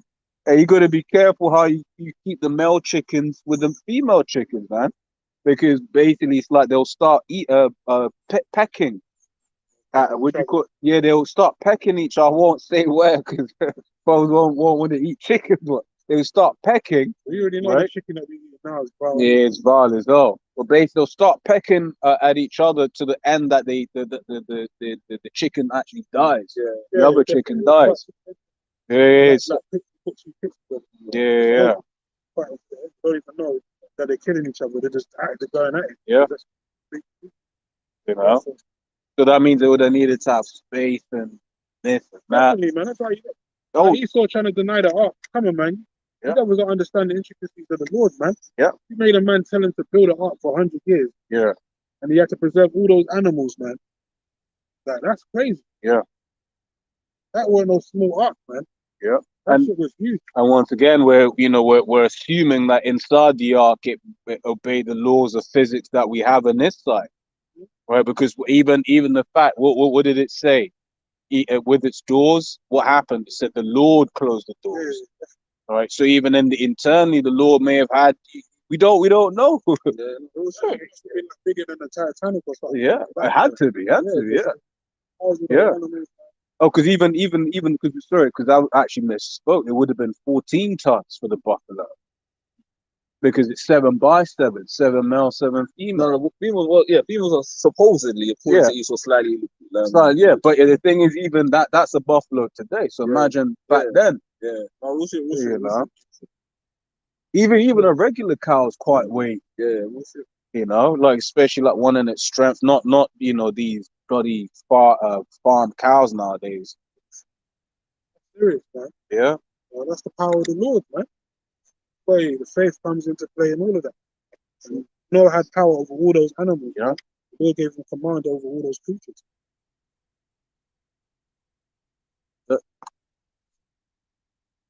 Continuing on, it says 2 Ezra 13 and 5. And after this I beheld, and lo, there was gathered together a multitude of men. I've already read this. Verse 8. It says, and after this I beheld, and lo, all they which were gathered together to subdue him were sore afraid, and yet durst fight. Yeah, because the Lord wants to, this devil to fight him back, man. That's why he said, you're going to harden Pharaoh's heart again. Just like he did with ancient Egypt. Pharaoh was shitting himself, man. He didn't want to, deal with what the Lord was giving him, but the Lord hardened his heart to make him keep fighting. So after them 10 plagues and he killed all the firstborn, and even the firstborn Pharaoh's son died and all that, he gave up hope, man. He didn't want to fight no more, but the Lord hardened his heart to keep coming. The Lord won't harden, this devil, Esau Edom, he's the worst of the world. He's the proudest devil, proudest heathen of them all, man. So the Lord gonna harden his heart and he's gonna be like thinking, yeah, he's got a chance to try and defeat the Lord. And the Lord just gonna smash him to pieces, man. Blow him to smithereens. It says, and after this, it says, and lo, as he saw the violence of the multitude that came, he neither lifted up his hand, nor held sword, nor any instrument of war, but only a sword that he sent out of his mouth, that as it had been a blast of fire, and out of his lips. Yeah, and out of his lips a flaming breath, and out of his tongue he cast out sparks and temper. So what was that? That was that violence that came upon him. It was these devils in their little fighter jets and that, man, trying to shoot missiles at the Lord, trying to shoot at the angels and that. Like they've been doing in the previous videos, certain videos when there was in Iraq or something like that, and they were trying to shoot. Oh yeah, that one. Shots at them. That the angels there chilling. Yeah, nothing happened to it. Yeah, stunning, man. It was there chilling. They just dipped off after a while. But they were shooting mad bullets. So you can see they were shooting hundreds and hundreds of bullets at the chariot. That's how they're going to be when they see the Lord. They're going to be shooting their missiles and all that. Like in the Independence Day, but the shield was up in it. They shot their missiles, but they had the defenses up. Yep. So they thought they destroyed the ship, and then when the smoke cleared, it was still there. Intact, unscathed. Yeah. So that's how it's going to be. I don't know if this video is still on YouTube. But if you look up Tether incident, right, where basically like he had like some tether up in space, right? Trying to like a solar, it was something. And then basically all of these flying things all around, and then you basically see them shoot a laser, and then the thing is go pew, just changes direction pew, like that.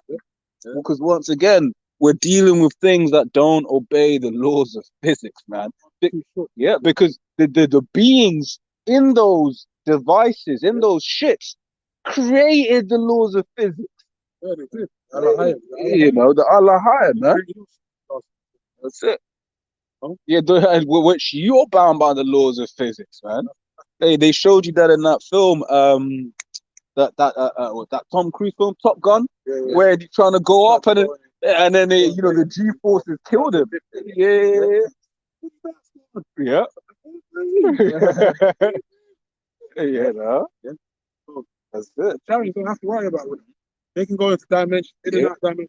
You don't need no hazmat suit and all that. They'll get into a chariot. They can just do what they're doing. Man. Yeah. But if Esau's machine, you have to wear a suit. You have to get the breathing right, the oxygen tank and all that. You have to get all kinds of shit to get in Esau's. And the shit can still tank. Still blow up in midair. Oh, yeah. Crash and all that. And if the G forces ain't right, you can rip the plane. The wings off and all that. Yeah. You know Area 51, man. The chariot crashed into Roswell and all that. That was a chatting shit, man. Because once again, that's was propaganda to make it look like threats are easy to be dealt with. They're trying to limit the power of the Lord. Yeah. Say basically the Lord is not that chariots can crash. No, they don't. The omnipotent. Yeah. Yeah. Chariots are way beyond this realm. Because they said even on a carnal level, he's trying to do the same as Russia, saying, "Oh, Russia, you know, they're losing to a country with no military," because he's trying to minimize the power of that foreign entity, to basically make it seem like he will prevail, right? Because that's what he's saying, that a UFO fell, because he's basically saying extraterrestrial threats aren't a big deal. We can deal with it. Yeah, but he's trying to limit the power of the Lord. But the world is gonna see firsthand that no, son, you can't deal with it. Yep. Even by one angel can tear up this whole earth. Imagine the Lord coming for them angels. That's it. Don't tear your armies into pieces. That's why I said the Lord didn't have to bat a hand. He didn't have to lift up his hand. Sent one laser beam, but he destroyed your whole fleet. Yep. Verse 10 says, but only I saw that he sent out of his mouth as it had been a blast of fire, and out of his lips a flame and breath, and out of his tongue he cast out sparks and tempests. That's those lasers. Yep. It says, and they were all mixed together, the blast of fire, the flame and breath, and the great tempest, and fell with violence upon the multitude which was prepared to fight, and burned them up every one. And this was a strong blast. Lord said he's going to travail like a woman when he comes, man. So he's going to roar. So he roar, you know, like feeling of like roar through the laser beams, man. The power of the Lord coming out of his mouth, just blowing them armies to smithereens, man. Destroying the whole fleet. He said every one of them. That's a power you can't deal with. That's what I'm for. When the Lord destroyed them, and Lot's wife turned back and she got turned into the pillar of salt. Yeah, like, I was gonna say, like, that concentrated fire, because Esau bombed Nagasaki, but those cities were still able to be rebuilt upon. Like Sodom and Gomorrah. It was atomic. Sodom and Gomorrah got destroyed. By the Lord, man. That's right. Man. Same thing gonna happen again with this. It says fire and brimstone. That's it. Fire. Yep. The Lord split the atom in the air. It's devastating. But just gotta go back on your point about Lot's wife turning back, because one body in Yahweh Shai again. Them guys going on. They tried to say that Lot looked back as well. Oh, yeah, he said that. Guys seriously off. You guys need to put the scriptures down and don't teach no more. Or you need to repent, man, because what you're doing is straight up, perverting the gospel, man. You niggas are doing way too much. How the hell did Lot look back? Lot would have made it out of there if you look back. You're making it sound like Lot wanted to stay, because the reason why Lot's wife looked back is she wanted to stay there. She didn't want to leave. It's like these simple ass women here in Babylon the Great today. They don't want to leave this place. They're telling them that their daughters are Zion and all that. They don't want to hear that. They want to be fots and sluts and shake their asses on OnlyFans all that, man. That's what they want to do. They don't want to leave this place, man. So that's the mindset she had. And she had merchandise and material wealth back in Babylon that she probably didn't want to leave. Oh, but Lot wasn't in that mindset. Lot was like, we got to get the fuck up out of it. So how the hell did Lot look back? Scripture says, vex with the filthy conversation. He didn't want to be down. He's basically seeing what we see today. Transformers running up and down, homos doing all kinds of shit, wickedness, man, getting away with murder. And he was vexed, man. He had to live in those societies, man. Well, Just like now. even the last day he was there, basically, bro, they tried raping the angels, man. He was just there like, yo, come in, man. Yeah. So how much more Lot did not look back, man. Lot was a righteous man. Because really what they're saying is when this destruction comes, they're going to be looking back. These niggas are gonna look back, yeah. Because they're going to be like, oh, all my things here. All my this, all my that. Riches, they look mini mansion, Rolls Royce, all these jewelry, Christian Dior's and all that. Yeah. You're gonna be fantasizing about that while the missiles are going off, and not knowing that all that shit's gonna get blown up. You're not gonna get blown up with it.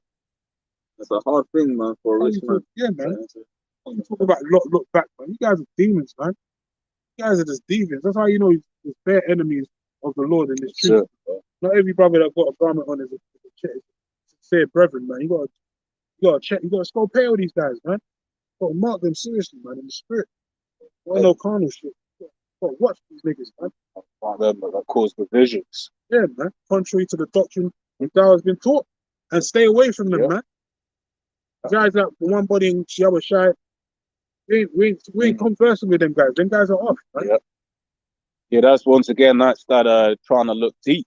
Yeah, they're trying to emulate the Purple Rain clan, Yeah. IUIC, man. They're trying to emulate them, but it's not gonna work, man. So We're gonna destroy a not. lot of these fools out here as well. I'm thinking that they're the top leaders. We're gonna visit you, man. You don't repent. Yeah, we're gonna close out. Yeah, there's the last lines.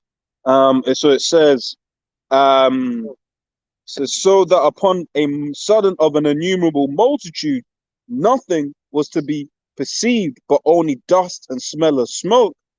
When I saw this, I was afraid. So the Lord gonna do away with all these armies, all that working in for the years that Esau have been trying to build up, his spec and all that, to build the biggest tanks and the biggest machinery to try and fight the Lord and fight all these world armies and all that.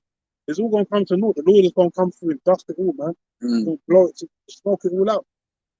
One go, one laser beam, Lord, can take out your whole society, man. It was Yahweh Shai that blessed you with the sword. Exactly. As your blessing, and he's coming back to take it. These are blessed times, man. As we're saying, these ain't the times to get weak and start lackadaisical and be scared and all that. These are the times to rejoice. Lord said, lift up to the heavens, man. Rejoice, man. Because our salvation is nearer than when we once believed. Right? We got to give all praise and glory to Yahweh Hashem for that, man. We're getting to see the end of this devil, man. Right? That's a blessing also. Anyway, see any more on that. Oh, that was all right. So we're going to close out. Lord's will we see brothers next week, man. Give all praise and glory to Yahweh, Hashem, Yahweh, Shai, Hashem, Hashem, Shalom to brothers and apostles and elders of the great millstone. Shalom to the